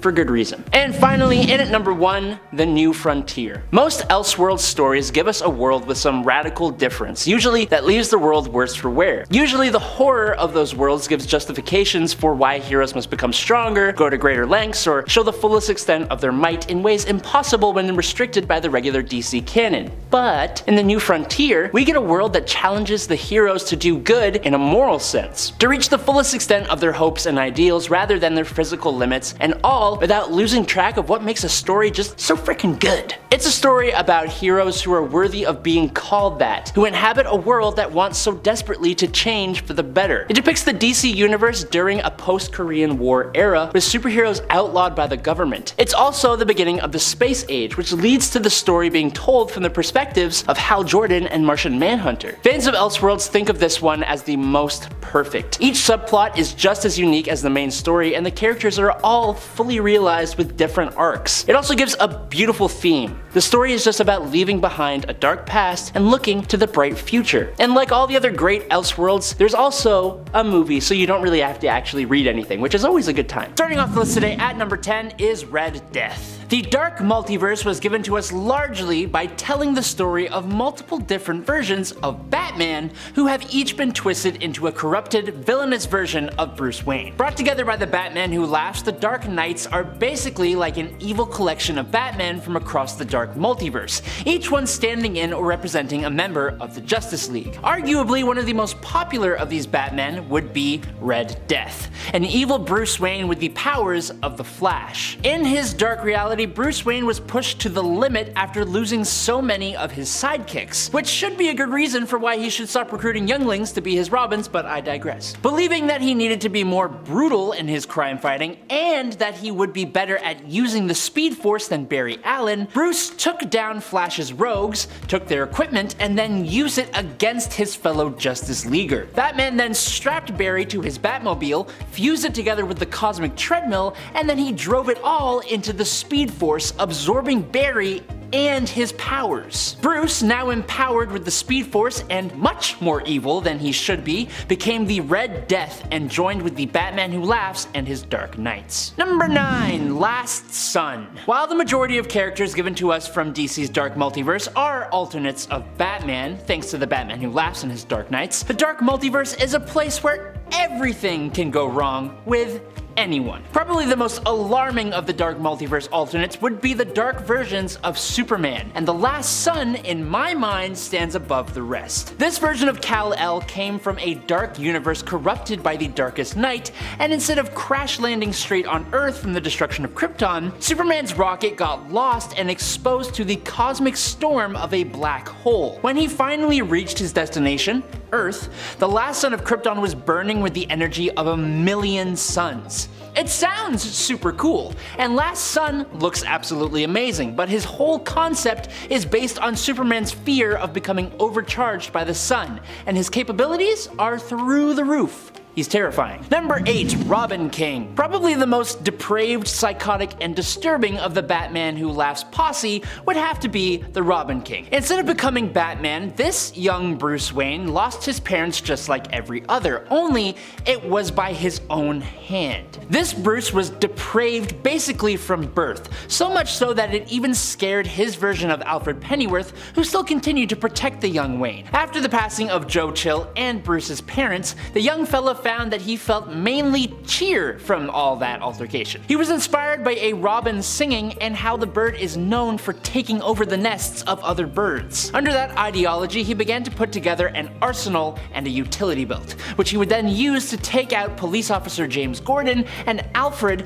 once they were able to prove that Bruce was responsible for the passing of his own parents. Robin King then stuffed the Flash's mom inside Barry's ring, he took out the Arcane family and obtained the Rot, he somehow managed to take out Swamp Thing, and he got away with it all because everyone thought he was just some kid. This guy even obtained and then modified the anti-life equation, a manhunt consisting of Adam Strange, Balloon Buster, Enemy Ace, Firestorm, Hawkgirl, and Hawkman all fell to this Robin King before he was finally recruited by the Batman Who Laughs, and he even posed some resistance to that guy. All this from an untrained Bruce Wayne. It's too much. Number 7. Dawnbreaker. Of all the Dark Knights recently introduced in Dark Knight's Metal, aside from their leader, the Dawnbreaker stands among the others as one of the most creative and possibly terrifying combinations. This blending of Bruce Wayne with Green Lantern, while based on two heroes, is definitely not a good guy. After Bruce Wayne's tragic loss of his parents, the Green Lantern ring comes to him and grants him the powers of a Green Lantern, right there in the alley. Now, if you know Batman, you'll know that he has likely one of the strongest wills on Earth, even though that's not really talked about. So strong, in fact, that it allows him to overpower the programming of the Green Lantern ring and do things that Green Lanterns are not supposed to do,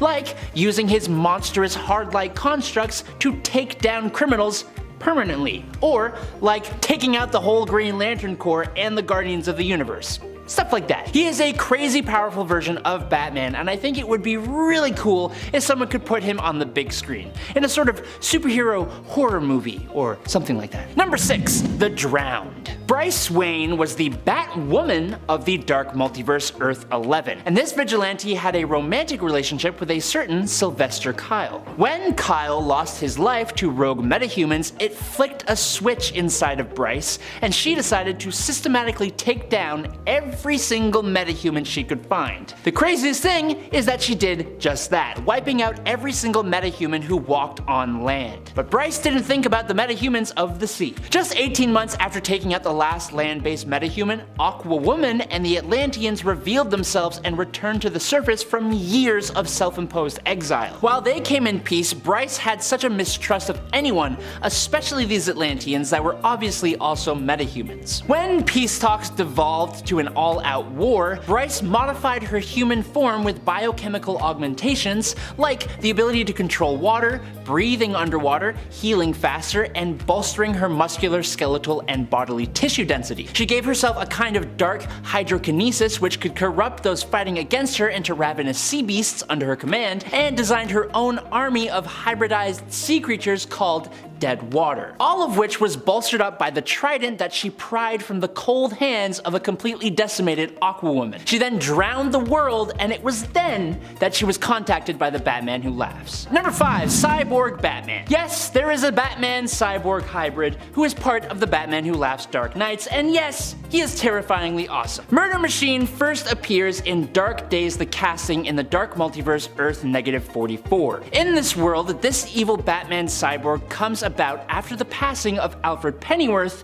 in the Batcave by a group of Batman's villains. As Bruce Wayne's father figure and closest friend, Bruce took this loss hard, and he blamed himself. He asked Cyborg to make an Alfred Cyborg AI called Alfred Protocol in order to help Bruce like Alfred used to do. Unfortunately, like most AI in fiction, it went kinda mad with its directive of protecting Batman. It spread like a virus, took down all of the villains and then all of the heroes, and even took over Batman's own body since it didn't believe that he could protect himself well enough. And Batman just didn't want to be separated from Alfred, so he was totally cool with it. Number 4. Devastator. On alternate Earth -1, Batman and Superman were pals and everything was dandy. Until one day Superman changed and rampaged, turning on humanity. Superman took out almost everyone, and Batman tried his best to help bring his friend back. But once Superman took out Lois Lane and then cut off Batman's arm, there was really no going back from that point. Batman decided to inject himself with the Doomsday virus, turning him into the Devastator, powering him up enough to take out Superman but also making him lose all sympathy. He still retains all the knowledge of Bruce Wayne plus the fighting skill, and he acts as the muscle for the Dark Knights. Truly a monstrous and terrifying Batman. Number 3. Eradicator Lois. For this point, we are going back in time time to the infamous death of Superman. When Superman fell in the fight between himself and Doomsday, it didn't hit anyone as hard as it hit Lois Lane. Well, in the dark multiverse, something curious happened.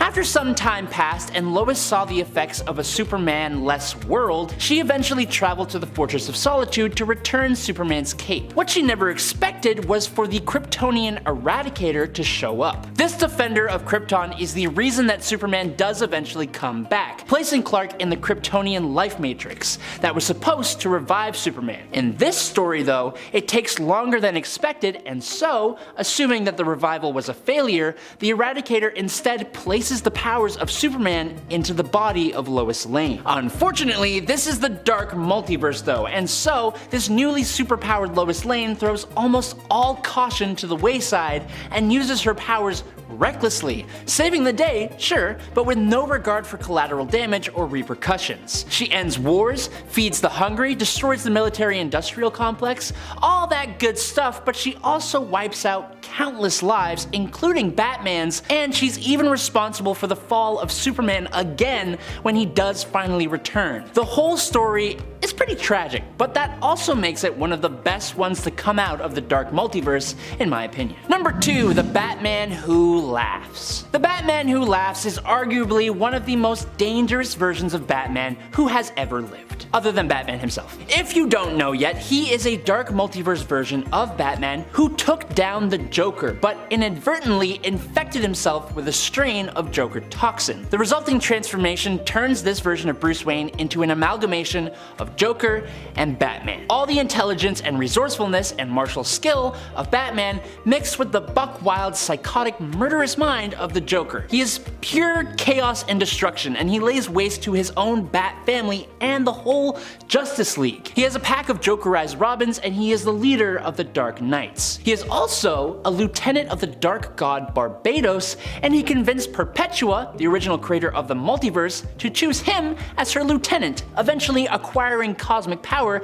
and becoming an even bigger threat than even Perpetua herself. And finally, in at number 1, it's Saint Batman. As some of you may know, when Bane broke the back of Bruce Wayne in the Batman Nightfall storyline, Bruce was briefly replaced as the Dark Knight in favor of John Paul Valley, otherwise known as the somewhat extreme crime fighter Azrael. Eventually, the status quo was returned and Bruce took the mantle of Batman back, but as you know, in the dark multiverse, everything can and will happen, and so of course, we see the dark outcome of what would happen if Bruce never got to take back his cowl. In the dark multiverse version of Batman Nightfall, John Paul Valley doesn't return the mantle, and instead, believing himself to be the best successor to the Batman name, he defeats Bruce Wayne and the entire Bat family. Over the next 30 years, John Paul, now going by Saint Batman, has destroyed and rebuilt the city of Gotham. He stripped Bruce of his arms and legs and keeps Bruce on life support, just trying to get Bruce to admit that John Paul was the right choice for the role of Batman. Unfortunately, Saint Batman had crossed the wrong people, and he suffered a pretty brutal defeat at the hands of Lady Shiva, the son of Bane, and a restored cyborg Batman. Take Batman, the greatest detective, plop him in the Victorian era, and have him take on one of the most compelling unsolved serial killer cases in history, Jack the Ripper. But then they go and make it even cooler by having Jack move to this really awesome Victorian Gotham City and give Batman and the Ripper a personal connection. The story even sees Bruce accused of being the killer himself, which adds yet another layer on top of everything else. Also, we have to talk about how incredibly cool the art style in this comic is, which came from Mike Mignola, who created Hellboy, and it just works perfectly in this Victorian setting. It's actually just a big old treat to read. Gotham by Gaslight was one of DC's most successful Elseworlds stories, and it got expanded on as Earth 19 with even more Victorian era steampunk style DC heroes, including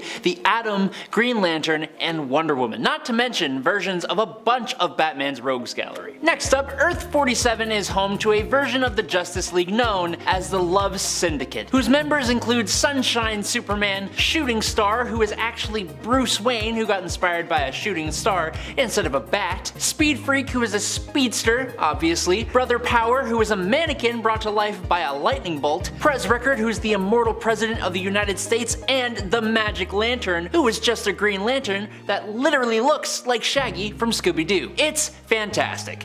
As you may have noticed, it's all love in this universe, with everything being seemingly inspired by the 70s, and everyone just being pretty darn groovy. This universe first appeared in Animal Man number 23 and unfortunately got removed by the Crisis on Infinite Earths, but luckily, Grant Morrison liked it so much that he brought it back and included it in his Multiversity guidebook, meaning it can totally come back at some point. Next up, the Linearverse is an alternate reality where the people age so slowly that it's almost safe to say that they don't age at all. Batman began his career in 1939, with his youth lasting for decades instead of the normal aging of a human. In a way, this kind of represents how comic book characters seemingly never age and grow old, except in certain stories. Now, by the late 20th century, the world had most of its superheroes, and after this point, things get a little whack and just kinda go completely off the rails. Earth became a dystopia ruled by the wealthy, which is a little bit too real, and a great disaster was foreseen that actually came to pass. Then, the world became very similar to the one in the Earth AD storyline. Anthropomorphized animals had become the rulers of the planet, with humans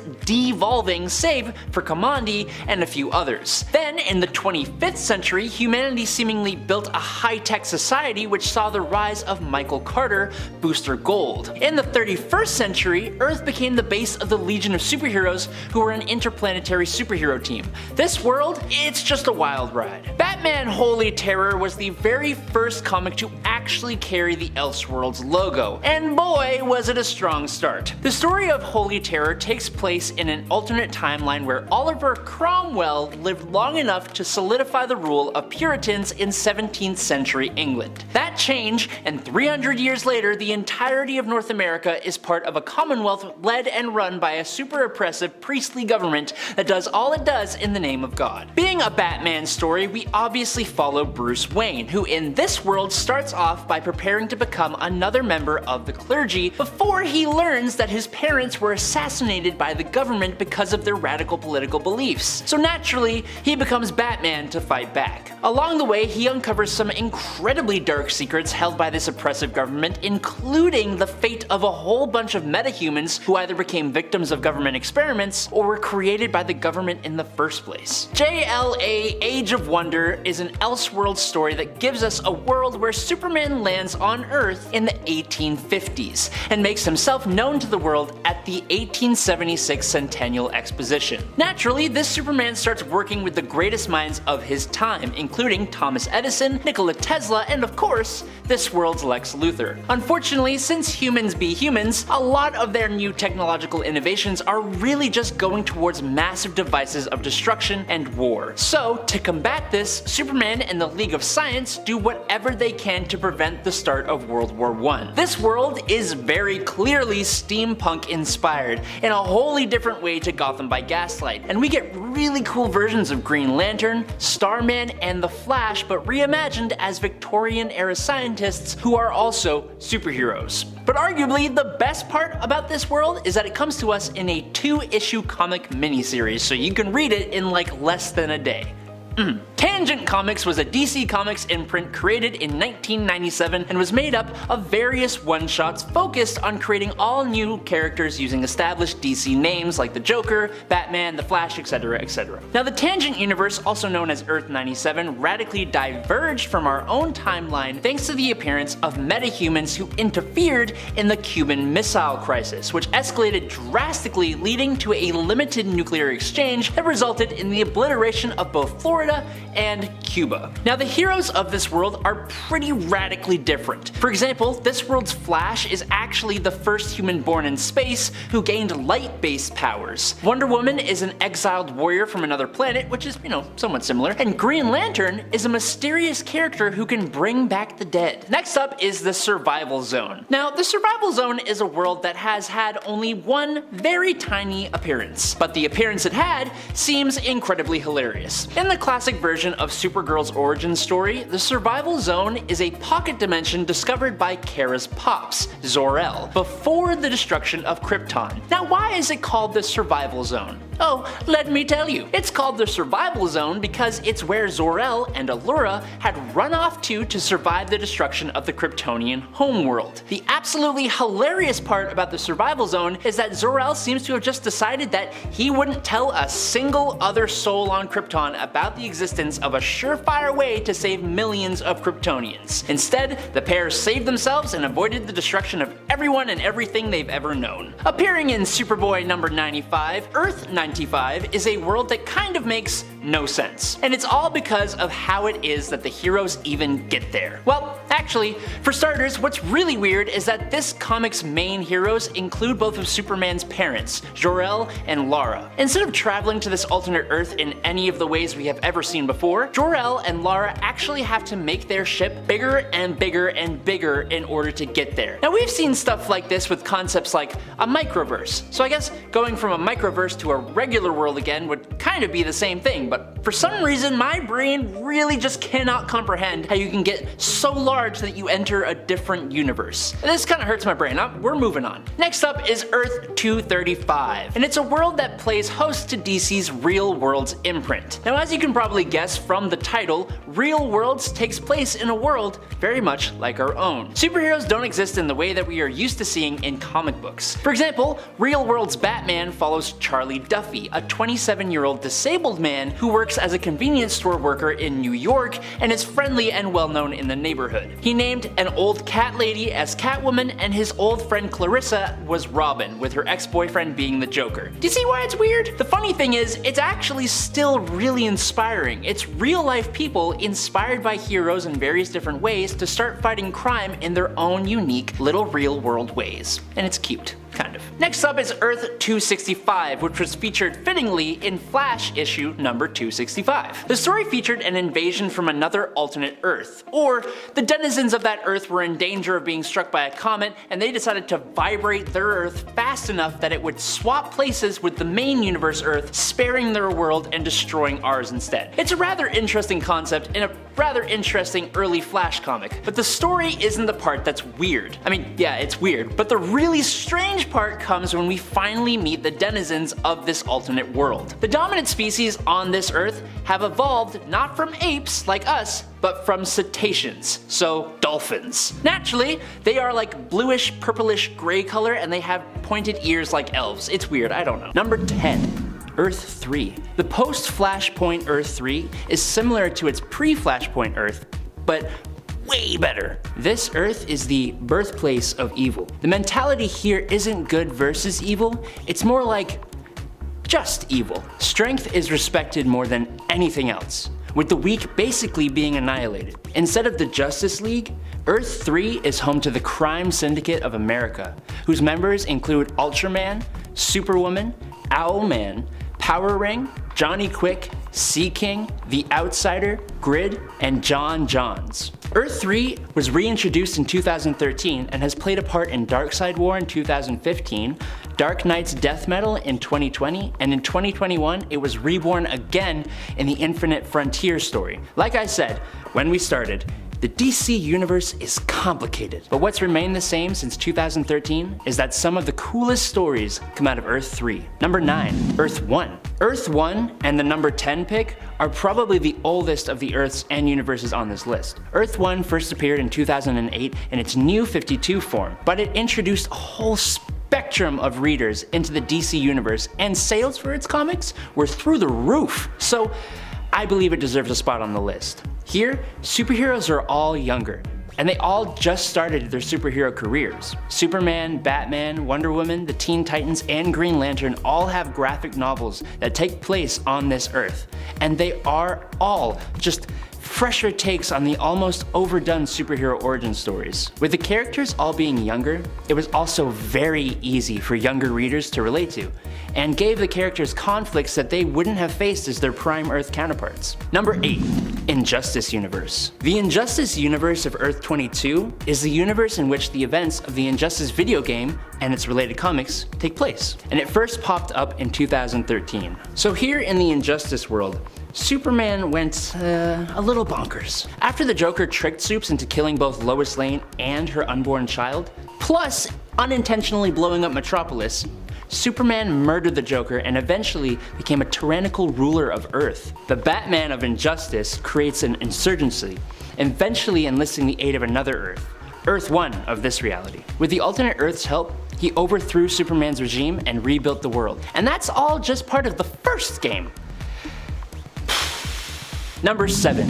The 53rd World. The 53rd World, named by the smart primates who live there, was a world unknown to the rest of the multiverse. It's set in a near future where presumably the world is inhabited by super smart apes, like Planet of the Apes style. Oh, and also, immortality was achieved in 2067, meaning that yes, all these ultra smart apes are immortal. We know that there exists alternate ape versions of Superman, Batman, the Atom, and Aquaman. The existence of this Earth was first revealed in 2018's Dark Knight's Rising: The Wild Hunt, when Detective Chimp was beginning to lose his intelligence. The ape heroes show up, recruited by Raven, Cyborg, and the Flash to help with the dark multiverse, saying they were here to help. Obviously. Detective Chimp, accompanied by the apes of the 53rd Earth, plus Flash, Cyborg, and Raven, go to help Earth Zero's Justice League fight the dark multiverse forces. That's kind of all we know about the 53rd Earth. I want more super apes! Number 6. Archive of Worlds. The Archive of Worlds isn't so much an alternate Earth, it's actually an artificial multiverse which contains pocket dimensions in the form of film reels. Now that's just kinda nuts on its own, but then take into account the fact that it was created by a mad god, dceu, who is the god of tales, who is jealous of the new god of tales, which is the internet. It's pretty nuts. He tried to steal the new god's soul and was instead encased in a Wayne Tech satellite where he created the Archive of Worlds. First appearing in Batman/Superman Volume 2, number 16 in 2021, the pocket dimensions include a world where Superman never came to be, as well as one where Batman never came to be, a world based on hell, a western world, a world based on the life of Alana Strange, and so many other unnamed worlds. Auteur.io eventually was cured by Batman, and he instead became Observer.io, which is a lot nicer. Number 5. The Linear Verse. The Linear Verse is an alternate reality where the people age so slowly that it's almost safe to say they don't age at all. Batman began his career in 1939, with his youth lasting for decades instead of the normal aging of a human. In a way, this kind of represents how comic book characters seemingly never age and grow old, except in certain stories. By the late 20th century, the world had most of its superheroes. After this point though, things get a little whack. See, Earth became a dystopia ruled by the wealthy, which, I don't know, it seems a bit too real for me. And a great disaster was foreseen that actually came to pass. And the world became very similar to the one in the Earth AD story. Anthropomorphized animals had become the rulers of the planet, with humans devolving, save for Kamandi and a few others. Then, in the 25th century, humanity seemingly built a high-tech society, which saw the rise of Michael Carter, who is Booster Gold. In the 31st century, Earth became the base of the Legion of Superheroes, who were an interplanetary superhero team. This world is just a wild ride. Oh, and it first appeared in Generations Forged number 1 in April of 2021. Number 4, the Metalverse. Okay, I know we're going to talk about the Dark Multiverse, but we haven't talked about, and we need to talk about, the Metalverse. So basically, after Perpetua defeated the Justice League, she gave Prime Earth to the Batman Who Laughs. He and his Dark Knights defeated all the heroes and then reshaped the Earth into his vision. Look at this super cool map! He turned Gotham City into a whole continent super city that is guarded by Joker dragons. He made his home Castle Bat, which is another version of Batman who became a sentient Gotham. There is a hell on Earth called the Hellscape, ruled by Wonder Woman, Arkham Wasteland, ruled over by Harley Quinn, a Superman-powered New Apocalypse prison where all the remaining heroes are held, Megapocalypse with a Rainbow Valley where all the lantern rings lay because no one is worthy that exists anymore. This version of Earth Prime isn't exactly an alternate universe, but it definitely sounds like it should be. Hey nerds! Just wanted to say thanks for watching. It means a lot to us. If y'all don't mind smacking that like button, it would help us out. And it helps YouTube know we don't suck. Okay, on to the top 3. Number 3. Green Lantern Legacy. Green Lantern Legacy is a one-shot comic from 2020, in which we are given an alternate Earth where the Green Lanterns of Earth were John Stewart, who we already know, and a Vietnamese woman named Kim Tran. Now, Kim Tran, like most of the Green Lanterns, was an awesome hero who never let evil escape her sight, in brightest day or blackest night. She was a pillar for her community too, helping people from all walks of life. And she even helped other Vietnamese immigrants feel at home in this new city. The comic, though, really follows Tai Phan, who is Kim Tran's grandson, as he takes up the mantle of Green Lantern from his grandmother, becoming one of the youngest Green Lanterns at 12 years old. We see him struggle with racism, bullies, his own fears, and against the Yellow Lantern. It's a great story, and it gives some well-needed Vietnamese representation to the DC landscape. Give it a read! Number 2, Deceased. You know how Marvel has the Marvel Zombie storyline? Well, this is basically DC Zombies. That's a bit of an unfair comparison though. The two stories are very different, with the DC version ultimately being slightly more grounded and emotional. In this reality, Cyborg has been captured by Darkseid on Apocalypse, and it's revealed that the anti-life equation lives inside him. When Darkseid tries to take the equation, it is instead corrupted, causing Darkseid to explode Apocalypse. But not before Cyborg was sent to Earth. Once he arrives, he inadvertently infects the entire world with the anti-life equation, which has taken the form of a techno-organic virus. This turns millions of people and a lot of metahumans into zombies. The story follows the survivors as they try to quell the threat, and eventually leave the Earth to settle a new home. I kinda prefer this to the Marvel Zombie story.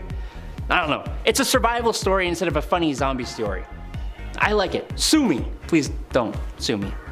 Number 1, Dark Multiverse. First appearing in Dark Knight's Metal #1 in 2017, the Dark Multiverse is basically the shadow version of the regular DC universe that resides underneath the primary one. So there are negative versions of the 52 Earths of the regular multiverse, but it was also originally the World Forge, meaning it has so many more worlds. For example, there are worlds born from sentient life's hopes and fears. Honestly, each world here could take up a point on this list, but it feels like that's cheating a little. The World Forger was the master of this domain and created the Great Dragon, Barbados, to destroy unstable realities that couldn't join the Orrery of Worlds. Barbados, manipulated by Perpetua, rebelled and defeated the World Forger, creating the Dark Multiverse. A lot more happens after that, but I can't cover that in a 1-minute segment, so Dark Knight's Metal is an amazing story and it deserves your reading. Number 10, Mazaz. On Earth 3, things are kind of backwards. Power and strength reign supreme, and those who are superheroes and villains in the Prime Universe are supervillains and heroes respectively in Earth 3. Alexander Luthor, for example, was the most powerful superhero on Earth, going by the name Mazaz, which is Shazam backwards. Now, he's technically a good guy, but his power is what I find truly terrifying. Mazaz has the ability to absorb the powers of any superpowered being that he took the life of through his lightning. Using this, he gained all the powers of Bizarro, including invulnerability, self-sustenance, Arctic vision, flame breath, and kryptonite immunity. He got the powers of the Firestorm Matrix from Deathstorm, which are too many to list, the Speed Force abilities from Johnny Quick, and the powers of Hawkwing. While the characters he fought were arguably worse than him, no one from Earth 3 is really good, and he is absolutely terrifying. When he is powered up, of course. Number 9, Bump in the Night. For starters, DC's House of Horror is basically a collection of short stories featuring different characters. They are all equally interesting and horror themed. The Possession of Billy Batson and Last Laugh stories are particularly interesting, but for today's video, I think I want to talk about the very first one.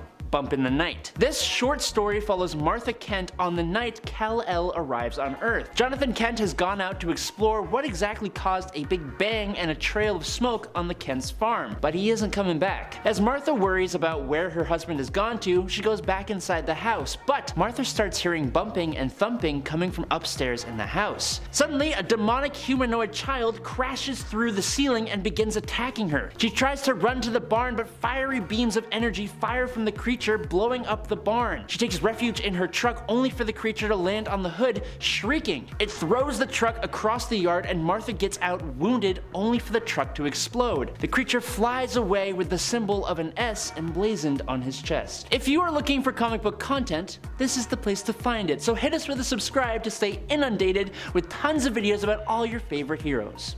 Thank you. Number 8. Speed Demon from the Amalgam Universe. The Amalgam Universe, where the worlds of Marvel and DC collide, is honestly an amazing place. We get all kinds of crazy mashups like Wolverine and Batman, but while that is incredibly awesome, the one I think may be better for this list would be Blaze Allen, the Speed Demon, or basically the Flash mashed together with Ghost Rider. Yes, it's as crazy as it sounds, and honestly, it's more totally awesome than it is scary, but Ghost Rider is already fast with his motorcycle, so imagine if he didn't even need that. The best part of this is that his cousin, Wally West, becomes another version of Speed Demon, and the two of them work together. It's not something that I thought I needed, but I absolutely did need it. Number 7. Witch-marked Wonder Woman. Years ago, a 12-year-old Diana Prince came upon a ritual being performed at a crossroads in Themyscira to the goddess of magic and witches, Hecate, by her followers. Diana gets grabbed by the followers and Hecate brands her with a witch mark,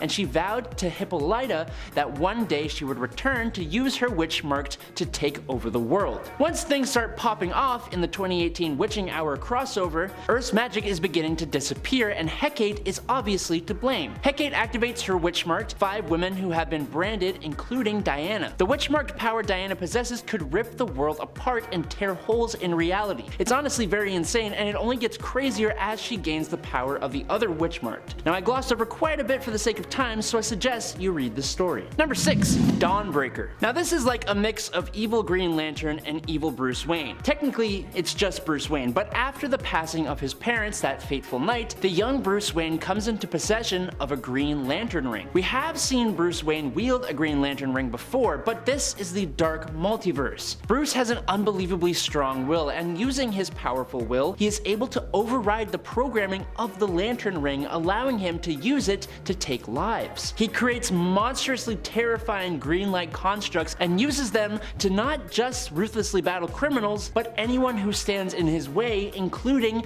James Gordon, other Green Lanterns, and the Guardians of the Universe. Number 5. Superwoman. While Superwoman is technically an alternate version of Wonder Woman, originally she was actually the Lois Lane from Earth 3, who on this world was seemingly an Amazon, as she wielded the lasso of submission instead of truth, which is capable of forcing others to do her bidding and forcing them to love her. But this Superwoman had abilities that were more like a Kryptonian's. She was capable of not only everything Wonder Woman could do, but she could fire beams of red-hot energy from her eyes, and she could fly. She created an incredibly toxic love triangle between Ultraman and Owlman of the Crime Syndicate of America, and even had a child with Owlman, but promised to Ultraman that it was his. This was also while she was having another affair with Alexander Luthor. Damn girl, keep him pretty busy, huh?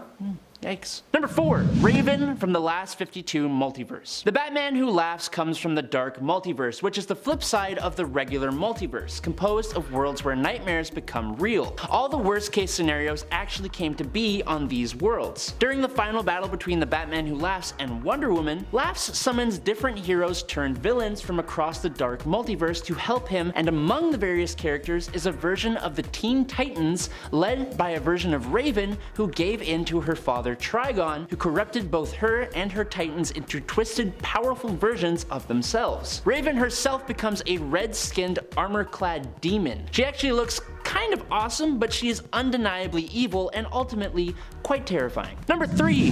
Furnace. Before the Martians became the Martians, they were an incredibly violent and powerful race called the Burning. The Guardians of the Universe experimented on the Burning and put genetic blocks in place to make them afraid of the fire they used as their most powerful weapon. Now fast forward, after the Justice League was trapped and taken down in Obsidian Age Atlantis, John Johns blamed himself for his friend's passing because his fear of fire completely overtook him. He recruits Scorch to help him overcome this fear, and he would use his telepathy to help her deal with her own problems. Unfortunately, in doing this, he also broke the genetic blocks, allowing John to become the incredibly dangerous Furnace, with all his original powers boosted in potential, especially his telepathy, plus an insane level of pyrokinesis. Number 2. Ultraman. In case you haven't figured out the theme of Earth 3, everyone here is just bad from birth. Ultraman was born on the dying Krypton to Jor-Il, who was able to secure a life pod for his incredibly powerful son who he saw as his best chance of revenge. While in his life pod, Kal-Il was given the ideology of becoming the strongest possible being, eschewing all weakness in himself and in others. His rocket crash landed in Smallville right through the home of the dysfunctional couple Johnny and Martha Kent,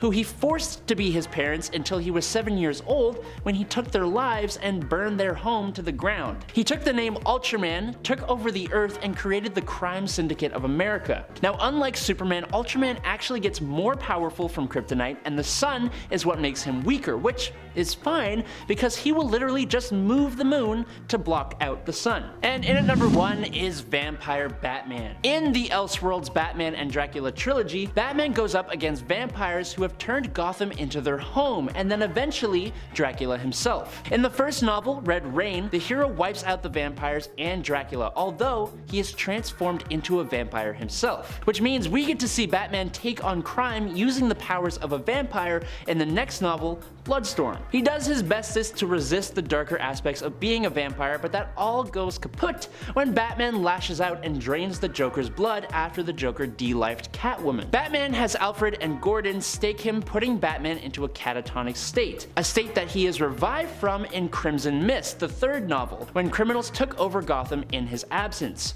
But he is almost completely animalistic now thanks to the isolation. A bloodthirsty vampire Batman quickly wipes out most of his enemies in a very bloody form, drinking their blood in the process until he is finally put to rest by Alfred, Gordon, Two-Face, and Killer Croc, who all go with him to the grave. Number 10, Superman Jr. is no more! Exclamation point. Remember that time that Superman Jr. quit? No? Well, you can if you read this Elseworlds story. This is another Elseworlds story out of the Elseworlds 80-page giant from the 90s. Seriously, this book is chock full of interesting and strange stories. In this one, Superman Jr. ends up quitting the superheroic game, much to Batman Jr.'s dismay, believing his dad will be around forever, so he's not needed. He's like, I quit, I'm over this. My dad's got this for life, for longer than life. I think you know where this is going next. Superman appears to die while taking a net full of dangerous missiles to safety in the emptiness of space to explode in. Supes Jr. then feels terrible, misses his dad, the whole world goes into a tizzy,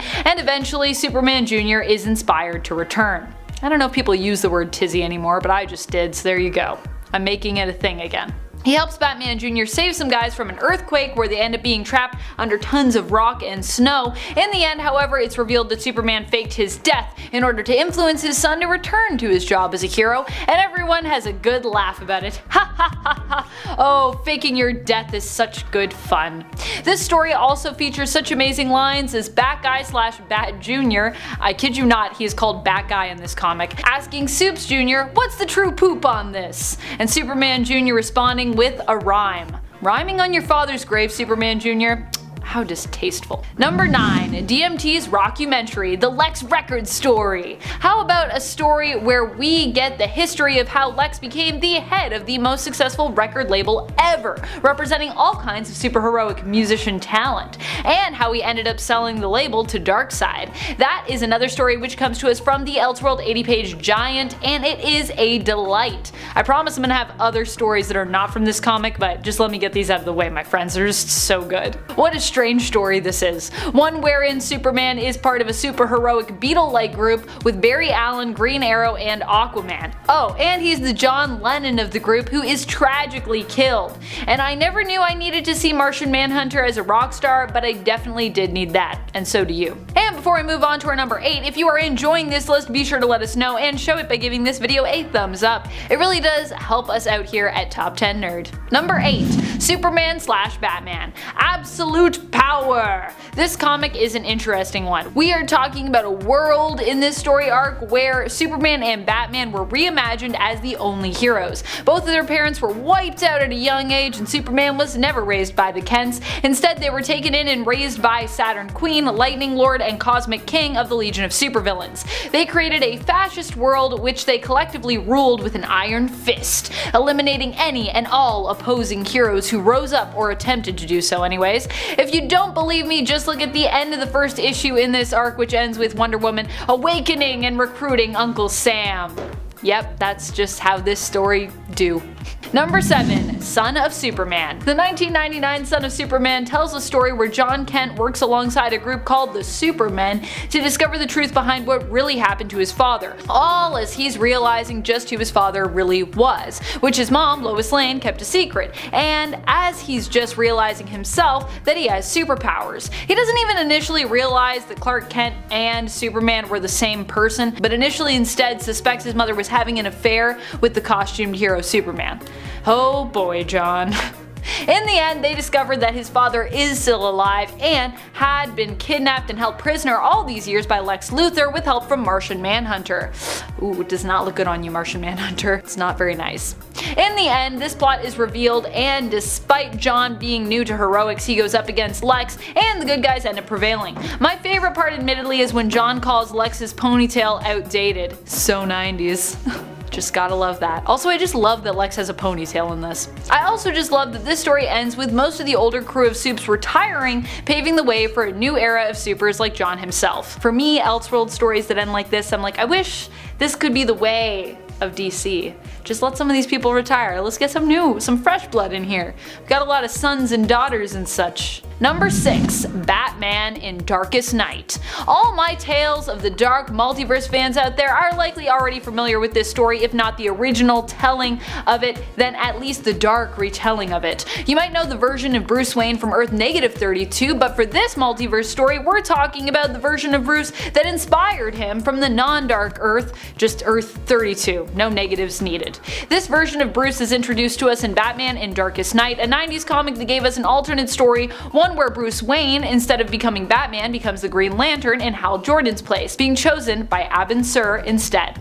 In this reality, Sinestro becomes Green Lantern, Bruce Wayne's biggest foe, and the Joker never existed, as Green Lantern prevents the accident which created him at Ace Chemicals. Here, Catwoman is also Star Sapphire, which I honestly just need more artwork in my life of that whole thing. I'm just like, more Catwoman Star Sapphire artwork, please. Give it to me. Number 5. Batman / Captain America. This has got to be one of my favorite stories out there. It's the team up we've all been waiting for, Batman and Captain America together.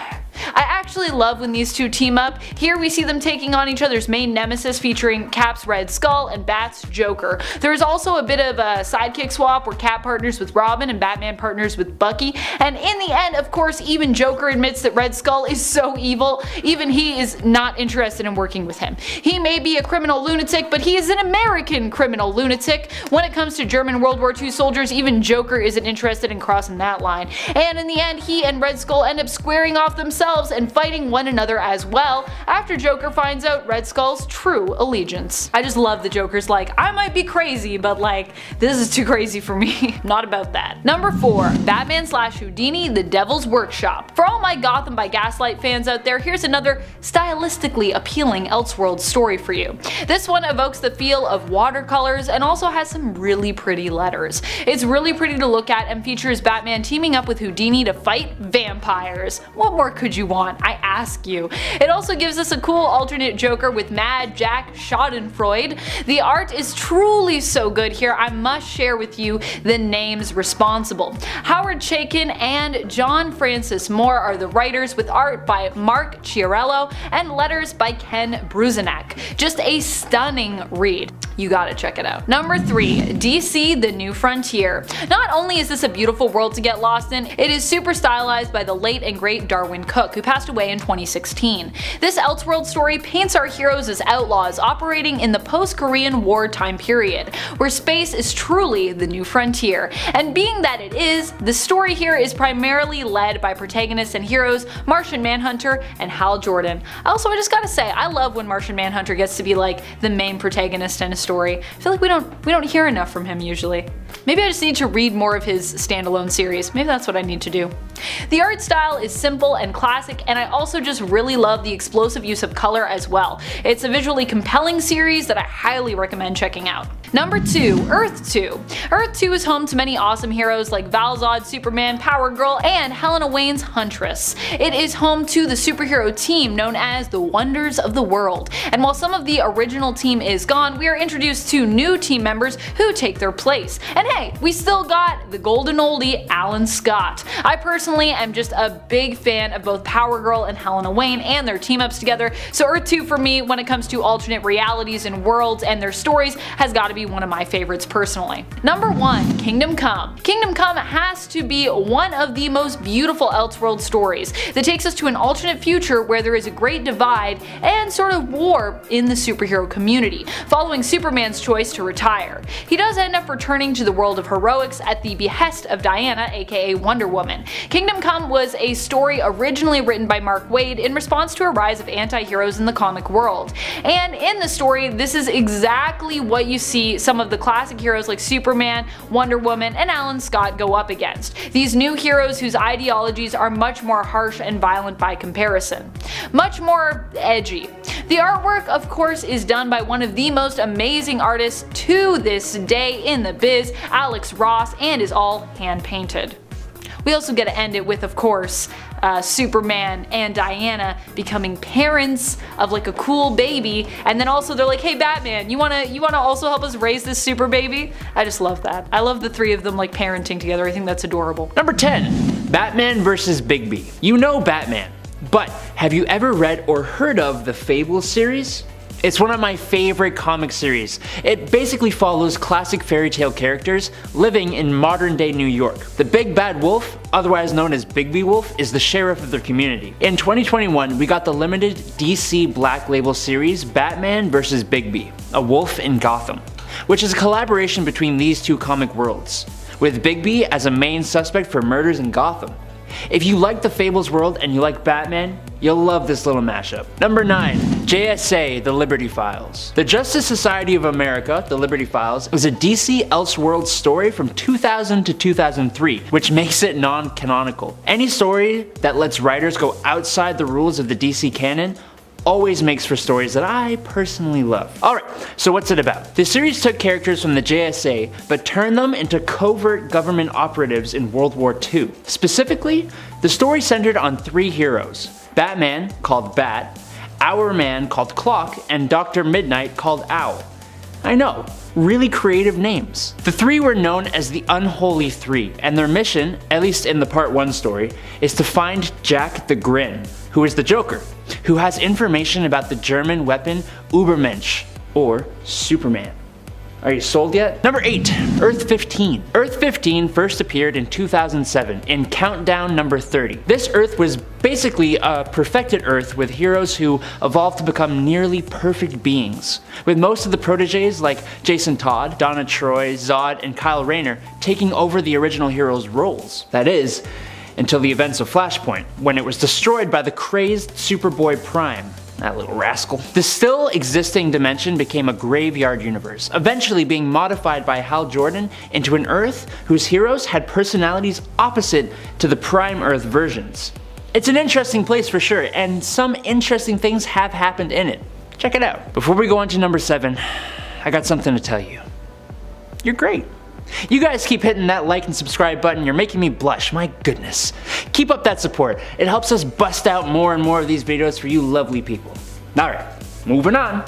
Number 7. Earth 20. Earth 20, which appeared in Final Crisis Superman Beyond number 1 in 2008, is the home of Kent Nelson, otherwise known as Doc Fate. And he is so cool. Basically, he leads a society of superheroes on Earth 20, which is a group that includes Lady Blackhawk, Immortal Man, the Green Lantern, the Mighty Atom, and Batman from time to time. The history of this world isn't exactly very well known, but we do know it has just come out of a war that is somewhat like World War II. There are Zeppelins flying around in some cities, and the cars are all big and beautiful. It's got a very slick 20s style. The heroes of this world would do righteous battle against a society of supervillains from Earth 40 and a huge 5-year war. My goodness. Number 6. Batman White Knight. I cannot recommend this 2017 story enough to you guys. It is an insanely interesting and fantastic Joker story. It takes place in an alternate Gotham City, and the Joker regains his sanity after a brutal and violent forced ingestion of a medicine by Batman. The roles are practically reversed, as the seemingly reformed Joker, real name Jack Napier, becomes the White Knight, hoping to better Gotham City as a politician, while also condemning Batman as an unhinged violent vigilante. Which, I mean, it's kinda hard to argue against that point of view. He sued the GCPD for police brutality, and he worked against the 1%, who used Batman and Gotham's crime for their own financial benefit. Joker actually becomes a good guy. It's kind of insane. But there is more to this story, and I highly suggest you check it out. Number 5, Earth 14. Alright, this is gonna be a pretty quick one. There is not a whole heck of a lot of information out there about Earth 14, which first appeared in Superman Volume 4, number 15 in 2017. I want to talk about it because the Justice League of Assassins is just the coolest looking version of the Justice League I have ever seen, even if it was just for a short period of time. The Assassins are made up of alternate heavy weapon bearing versions of Wonder Woman, Batman, Harley Quinn, Flash, Aquaman, what looks like it could be Green Lantern, and Superman. They only last about 3 pages of the comic they are a part of, but I really hope we see them pop up in other stories because these guys are just so rad. All we saw them do was fight a bunch of gatherers in a post-apocalypse looking Earth. Number 4, Batman 89. Okay, you can fight me in the comments about this one. Batman 89 was published in 2021, but the stories take place in the Tim Burton Batman movie's world. Seeing how we haven't actually seen a comic in this world, I'm gonna take this one, okay? Cool. So yes, this is that Batman and Bruce Wayne in this comic. He has the same suit from the movie, the same amazing Batmobile, and it takes place after the events of the movies. But it's more like comic heavy. It's really cool. We see Harvey Dent actually become Two-Face, Michelle Pfeiffer's Catwoman is back, and we even get a Robin for this universe. It's so awesome. I don't want to spoil too much, so you can probably guess what I'm gonna say. Go give it a read. Number 3, DC vs. Vampires. The ongoing DC vs. Vampires limited series that started in 2021 is such an amazing story. It just makes sense. Pit the characters of the DC universe against a growing army of vampires? A mystery around who the superhero vampire leader is? It's great! The basic premise, without spoiling much, is that Mary, Queen of Blood, who upholds the peace between vampires and humans, is dead. Whoever killed her also killed the Legion of Doom, and has made a plan for vampires to take over the world. Andrew Bennett, a vampire, went to the Justice League to tell them about the army of vampire supervillains. There's a vampire Gorilla Grodd, like, come on. The story has a large Batman and Bat family presence, as a story about vampires should, and for a story so grim, it actually has some really funny moments. Especially from Damian Wayne, as I'm sure no one is surprised by. Number 2, DC Bombshells. DC Comics Bombshells is an awesome story from 2015 that focuses on a reality where a team of female superheroes fight on the side of the Allies during World War II. It actually first came to be because of a line of statuettes released by DC with superheroines wearing retro 40s inspired costumes. They were so popular that they moved to variant covers and then they got their own series. Each hero has their own style and story while still all being part of this bigger, wider alternate World War II story. It's truly awesome and mainly follows Batwoman, Wonder Woman, Supergirl, Stargirl, Zatanna, and the Batgirls. Go give it a little gander, would you? Number 1, Dark Knights of Steel. And now for my favorite. Dark Knights of Steel. Swords, sorcery, superheroes. Dark Knights of Steel is a story that actually came out this year, that's 2022 if you're watching this from the future, but is set in an alternate medieval fantasy universe. Batman is an actual knight and half Kryptonian. Like, I'm just in love. Okay, so basically, Jor-El and Lara escape Krypton before it is destroyed and crash land on the medieval Earth, and eventually become the rulers of the land after giving birth to Kal-El. It's wild. There are alternate versions of Green Lantern, Supergirl, Harley Quinn, Robins, Alfred, Constantine, Green Arrow, Joker, Green Lantern, Black Lightning, and more. I love to see comic book publishers do these time-displaced stories. It's great. Number 10, The Flash. One of the most recognizable superheroes in pop culture, The Flash is perhaps one of the fastest beings in DC Comics. While Barry Allen is the most well-known iteration of the character in the comics, there are many other versions, but Wally West is arguably faster than the former as the Scarlet Speeder. In 2009's The Flash, the Human Race comic series, West's version of the Flash reached something called trans-time velocity, which exceeded any speed speed theoretically possible in science. As a speedster, the Flash can easily travel well beyond the speed of light, which gives him the ability to time travel. This makes the character one of the most potent DC superheroes who can manipulate time to his advantage if need be. The ability to do this is indeed extremely powerful, but he isn't the hardest hitter nor the most durable. So while he is worth mentioning, he is not really powerful enough to make it any higher compared to others on this list. Number 9. Martian Manhunter. I think it's incredibly easy to overlook Martian Manhunter's incredible capabilities. Yes, he is more well known for being a telepath and a shapeshifter, but this guy packs a hell of a punch with the Martian abilities of phasing, Martian vision, and density alteration. Now, his probably most powerful form was when he became Furnace, completely negating his weakness for fire. But Furnace was a villain and therefore cannot be on this list. But in DC 1,000,000, we get a John Johns who leads a war against Darkseid and gets him to surrender to the Source Wall, becoming trapped inside of it. The Source Wall in return gave John one wish. His wish was to become one with Mars, meaning John became a living planet while maintaining his multiversal telepathy and his genius intelligence. We don't get to see much of this version of John, but we can guess a lot of things about this version.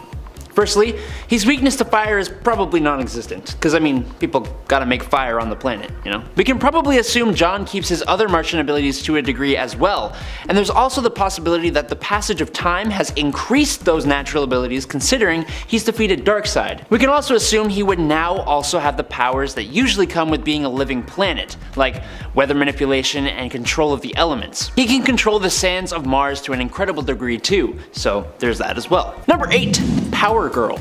There have been many versions of Supergirl throughout the years.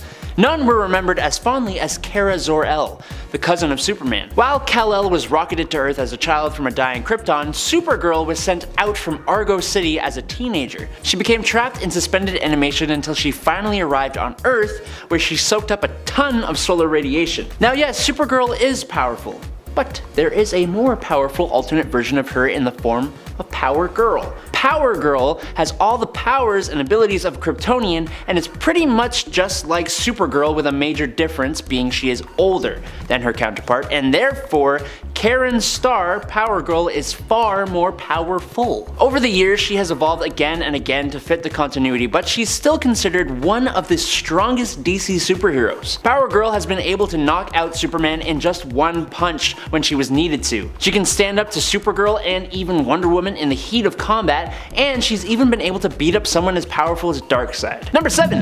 Shazam. Billy Batson is just a wee lad who, thanks to the wizard Shazam, could transform into a powerful magical hero named Captain Marvel, or if you prefer, just Shazam.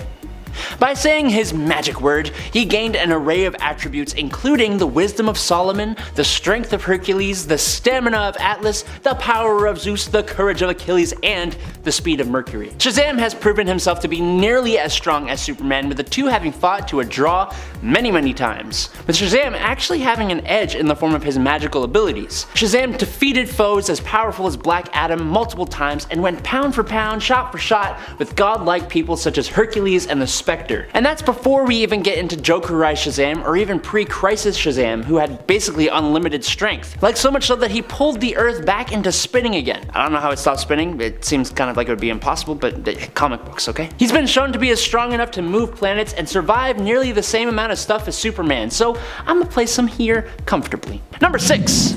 Wonder Woman. Gifted with the powers of the gods, Wonder Woman has many of the same abilities Superman possesses, including strength, speed, and durability. However, Wonder Woman's Amazonian training sets her a little apart as an amazing warrior. It's been debated for years whether Diana could beat Superman in a fight, and while she's shown to be capable of hurting him at the least, she doesn't have the same raw amount of power. Instead, Wonder Woman dominates her opponents through a combination of her special abilities, superior tactics, and special equipment given to her by the gods. But she has been elevated beyond this. When Diana was empowered with the World Forge and the anti-crisis energy at the end of Doom War / during Death Metal, she had enough power to shake stars and phase throughout time through sheer strength. She had displayed the ability to shrink an entire planet and was able to link everyone together and restored their memories operates as one history, as in all of DC's continuity. She has cosmic awareness, she's able to see multiple events during the war against the Batman who laughs at once, as well as precognition and retrocognition. She was crazy powerful for that time. Number 5. Superman Prime. The Kal-El, who lived to the 853rd century, survived as long as he did by literally becoming the living extension of the sun. He left the Earth somewhere in the late 21st century when everyone he cared about died, and traversed the entire DC multiverse, going beyond time and space, and has been said to have reached as far as heaven and hell themselves. He was created by Grant Morrison and Val Semeiks, and first appeared in DC 1,000,000 number 4 in 1998. Now, this version of Superman has pretty much all of the same general powers of his normal self, only Superman Prime remained in Earth's sun for 15,000 years, increasing his abilities to immeasurable levels. He is known to dwarf the might of even the massively powerful Kal Kent, who is himself more powerful than the gravitational pull of a collapsing star and is multiple times faster than the speed of light. But he is still kinda just Superman who can do a hell of a lot by just strengthening the heck out of it. Number 4. Elaine Belloc. Bet you weren't expecting to see this girl here. But Elaine Belloc is the successor to the throne of heaven, and that's quite something in my opinion. Elaine has got the powers of atomic manipulation, magic, immortality, omniscience, omnipotence, and omnipresence. While you may not expect it, she is one of the strongest inhabitants of the DC universe.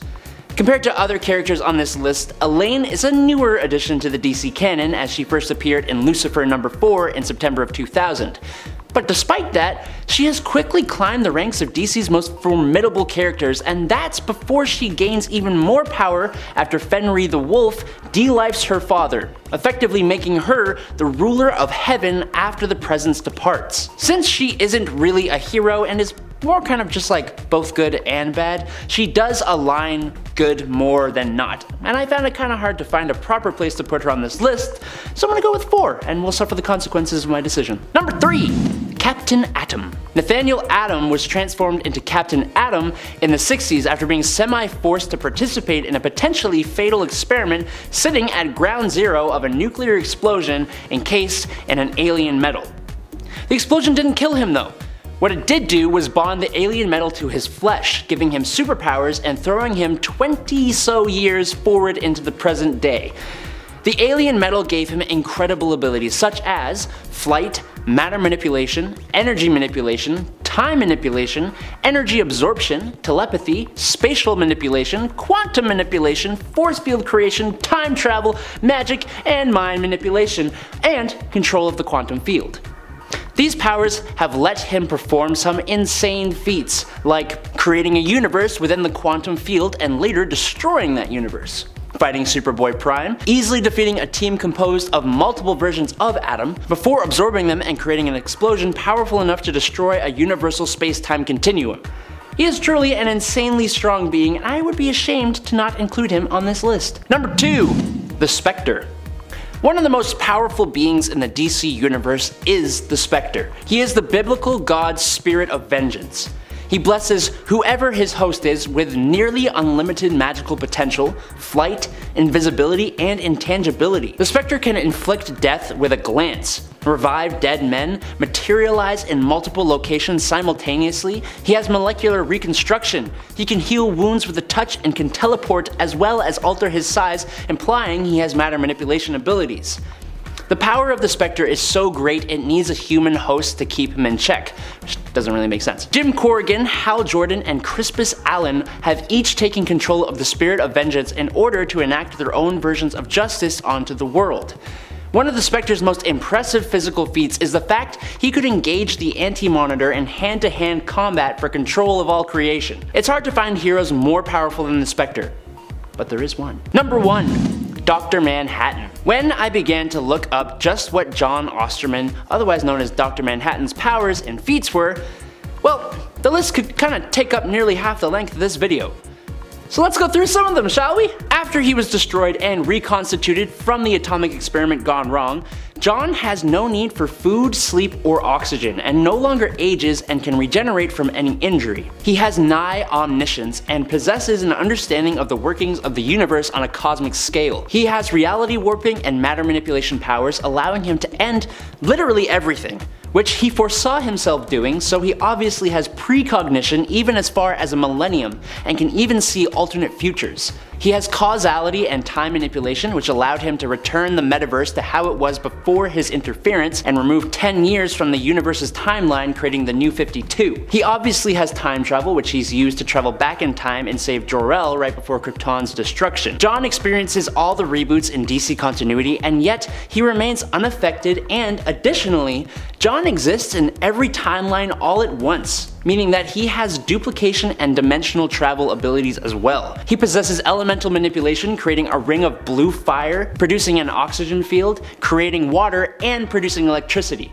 Saying he has enhanced senses is kind of an understatement, as he can read atoms, sense tachyons, knew someone didn't have cancer with a glance, and heard a heartbeat from someone else's womb. He can phase through things, create human life, made plants grow, teleports an entire crowd of people away. He has instantly analyzed and learned magic after being attacked with it, and absorbed energy from a Green Lantern ring and absorbed magical attacks. Dr. Manhattan is more than a god. Coming in number 10, we have another Flashpoint. This seems like the most common way that the DC universe could end. It doesn't matter how many times the speedster runs as fast as he can never run fast enough to change the world for the better. For those of you who don't know what I'm talking about, the Flashpoint is when the Flash runs so fast he goes back in time to reset things. The most famous version of this is when he runs back in time to stop his mom from being killed when he was a kid, and comes back to the present day to find that everything has fallen out of control. Bruce Wayne is dead, Thomas Wayne is Batman, Martha Wayne is the Joker, Atlantis and Themyscira are fighting over Earth in the biggest war that the world has ever seen, and Superman is a withered cower in a bunker that can barely talk. I hate to say it, but things were better the other way around, Barry. So Barry Allen has to run back in time at the end of this to reset everything so it can return to the way it was. Now we do see the Flash pull off this move again in the Justice League Dark universe, which I love. The Flash runs back through time to reset the world after the League just defeated Darkseid, because even though the heroes defeated the big baddie, half of them are dead and the other half are either insane, traumatized, or 50% robot. So will we see a Flashpoint where things go very wrong and time itself is ripped apart and everything ceases to exist? Maybe. Coming at number 9, we have Superman Goes Loco. This has been the backbone of a lot of comics. Superman is so powerful that his presence can basically be the backbone of how an entire series will play out. If he's there, the day is saved. If he's not, everyone dies. We have seen this so many times in the DC universe that I am honestly impressed by how the writers are able to find new and interesting ways to keep using Superman's unbeatable powers. But what would happen if the boy in blue lost his mind? I'm not talking about like going crazy like he does in the Injustice games, where you can kind of see his point of view, but he's still really ruthless. I'm talking about he just wants to murder. If Superman went truly insane, like homicidal rage insane, then we could see him just fly from planet to planet and start blowing them up, and who's going to stop him? It would take a very powerful team of magic users and a back catalog of kryptonite to take him out. Actually, that's a comic I would really like to read. A super magic team put together to kill an insane Superman that's flying through the space trying to kill everything. Someone get DC Comics on the phone. We got a winner. Coming at number 8, we have Just Too Old. Some of you watching are going to be huge fans of the DC animated universe, and why wouldn't you be? It's absolutely amazing. You might remember the episode where the whole league gets turned into kids, a trope that we have seen in comics again and again, along with other media. In this episode, the powerful magic user Mordred blasts out a spell that sends any adult to another world so he can be the ruler of Earth with all the other kids that he wants to be around. This means that the League is trapped in an alternate dimension with everyone that's over the age of 13. This is why the League gets turned into children, so they can come back to Earth and then fight Mordred. But if the League lost that fight, that would have been the end of the universe, as eventually everyone except for Mordred, who has been blessed with eternal youth, would have aged out and been banished away. Next on the list, we have Poison Ivy has had enough. It's no secret that Poison Ivy doesn't really have a soft spot for anything living and breathing unless it's green and has petals. She's a wook in the truest sense of the word. To her, every nature lover her is just a poser. So if she got the chance, she would probably erase all non-plant life on the planet so everything could be green. What would this mean for people? Well, everyone would probably be turned into plant people similar to her, or they would just be killed. I don't know how bad she wants company. There's a story arc called Queen Ivy where she becomes fed up with humanity once again and decides that she is going to rebrand herself as Queen Ivy, and she sends her roots into the foundation of Gotham to tear it down. With a lot of the DC heroes not seeing Ivy as a threat currently, as she has been going through a anti-hero phase, she might be able to pull a fast one on all the supes and get the Flora Paradise that she has always wanted. Next on the list, we have the Crime Syndicate returns. The Crime Syndicate has been used again and again in the DC universe, and I truly love them. I know that this is an old trope not only in comics but pretty much everywhere. I mean, we can fly back in time to evil Spock, who was repping that goatee. I think that's when the goatee became a symbol of villainy. But even though this trope is tired and old, having heroes face off against their evil counterparts is so fun, because you usually get to see how heroes would beat each other if they ever fought, and if they didn't have to hold back. And the Crime Syndicate comes with some cool variations to the Justice League, like how Superwoman has a lasso of submission, and Ultraman has to feed on kryptonite to get powers and is weakened by the sun. But when we see this team of terror rip through a wormhole in the New 52, they nearly take out the entire league by trapping them inside Firestorm, which would have caused him to explode if they weren't eventually freed. But if the Syndicate had their way, the DC universe would have been destroyed before the New 52 ever got its footing. Next on the list, we have Monarch 2001. Some of you will remember the comic run from the early 90s called Armageddon 2001. This showcased a future date that is not far from our own. The comic took place in the year 2030 and the world was dystopian because everything had been destroyed by a new all-powerful villain who had seemed to dismantle and destroy the Justice League. His name was Monarch, and the reason that the comic was called Armageddon 2001 was because that was the year that the Monarch decided that he was going to rise to power and take over the world. Pretty dark if you ask me. The heroes weren't able to stop him, and he was able to bring an end to everything that they knew and loved. Could a return of Monarch mark the end of the DC universe? Next on the list, we have Brainiac finally succeeds. See, I like Brainiac. I think he's a cool villain. He's one of the only dudes that's been able to take on Superman, and he's probably the smartest being in the universe. If not, he's definitely up there. But his motivations are just so boring. He goes from planet to planet and puts each one of them in a little jar so he can keep all their data and he can just keep learning. Like, that is the nerdiest way to be an evil doer. He's evil because he wants everything to be organized. Maybe the dude just has OCD. But he could for sure bring the end of the DC universe. If he was ever able to get past the Justice League, he would keep bottling up the universe until nothing was left. And with each passing planet, he would be getting more and more powerful. Next on the list, we got all the top dogs are gone. There is no debate about who is at the top of the ladder when it comes to the Justice League. Well, in the comic Justice League of America Destiny, we get to see what it would look like if the Dark Knight and the Man of Steel were never there to help out. And it looks like the rest of the members can't keep up with the world falling apart. So if we were to see something happen that would cause Superman and Batman to disappear, that might bring the end of the DC universe, and it would really hurt DC's stock price. Next on the list, we have Trigon controls Darkseid. If you haven't seen the movie Justice League Dark Apocalypse, just know that I'm about to hit you with some spoilers for that movie, so if you're worried about them, you might want to skip past this point. I highly recommend watching that movie because it is amazing, but in it you have Darkseid succeed in taking out the Justice League, and then he takes over the world and continues to dominate the universe. Superman is left powerless, and years later a slapdash team of surviving heroes is put together to try and take out Darkseid. While this assault on Apokolips is taking place, Trigon escapes from Raven's mind, and he takes over Superman's body. This Trigon-Superman fusion fights Darkseid and kind of whoops his butt. This ends with Superman pushing Trigon out of his body, but Trigon later materializes in his own form and starts duking out with Darkseid, and the two of them are sucked into a boom tube that in theory killed them, but they were probably just floating around in another dimension. Now, this universe is restarted at the end of the movie because everyone is jacked up and the world is a mess, but if Trigon and Darkseid ended up in another universe and Trigon defeats Darkseid, he could take control of his body like he did Superman, and then you have a Trigon Darkseid combo that could probably kill everything. And coming in at the number 1 spot, we have Dr. Manhattan Says So.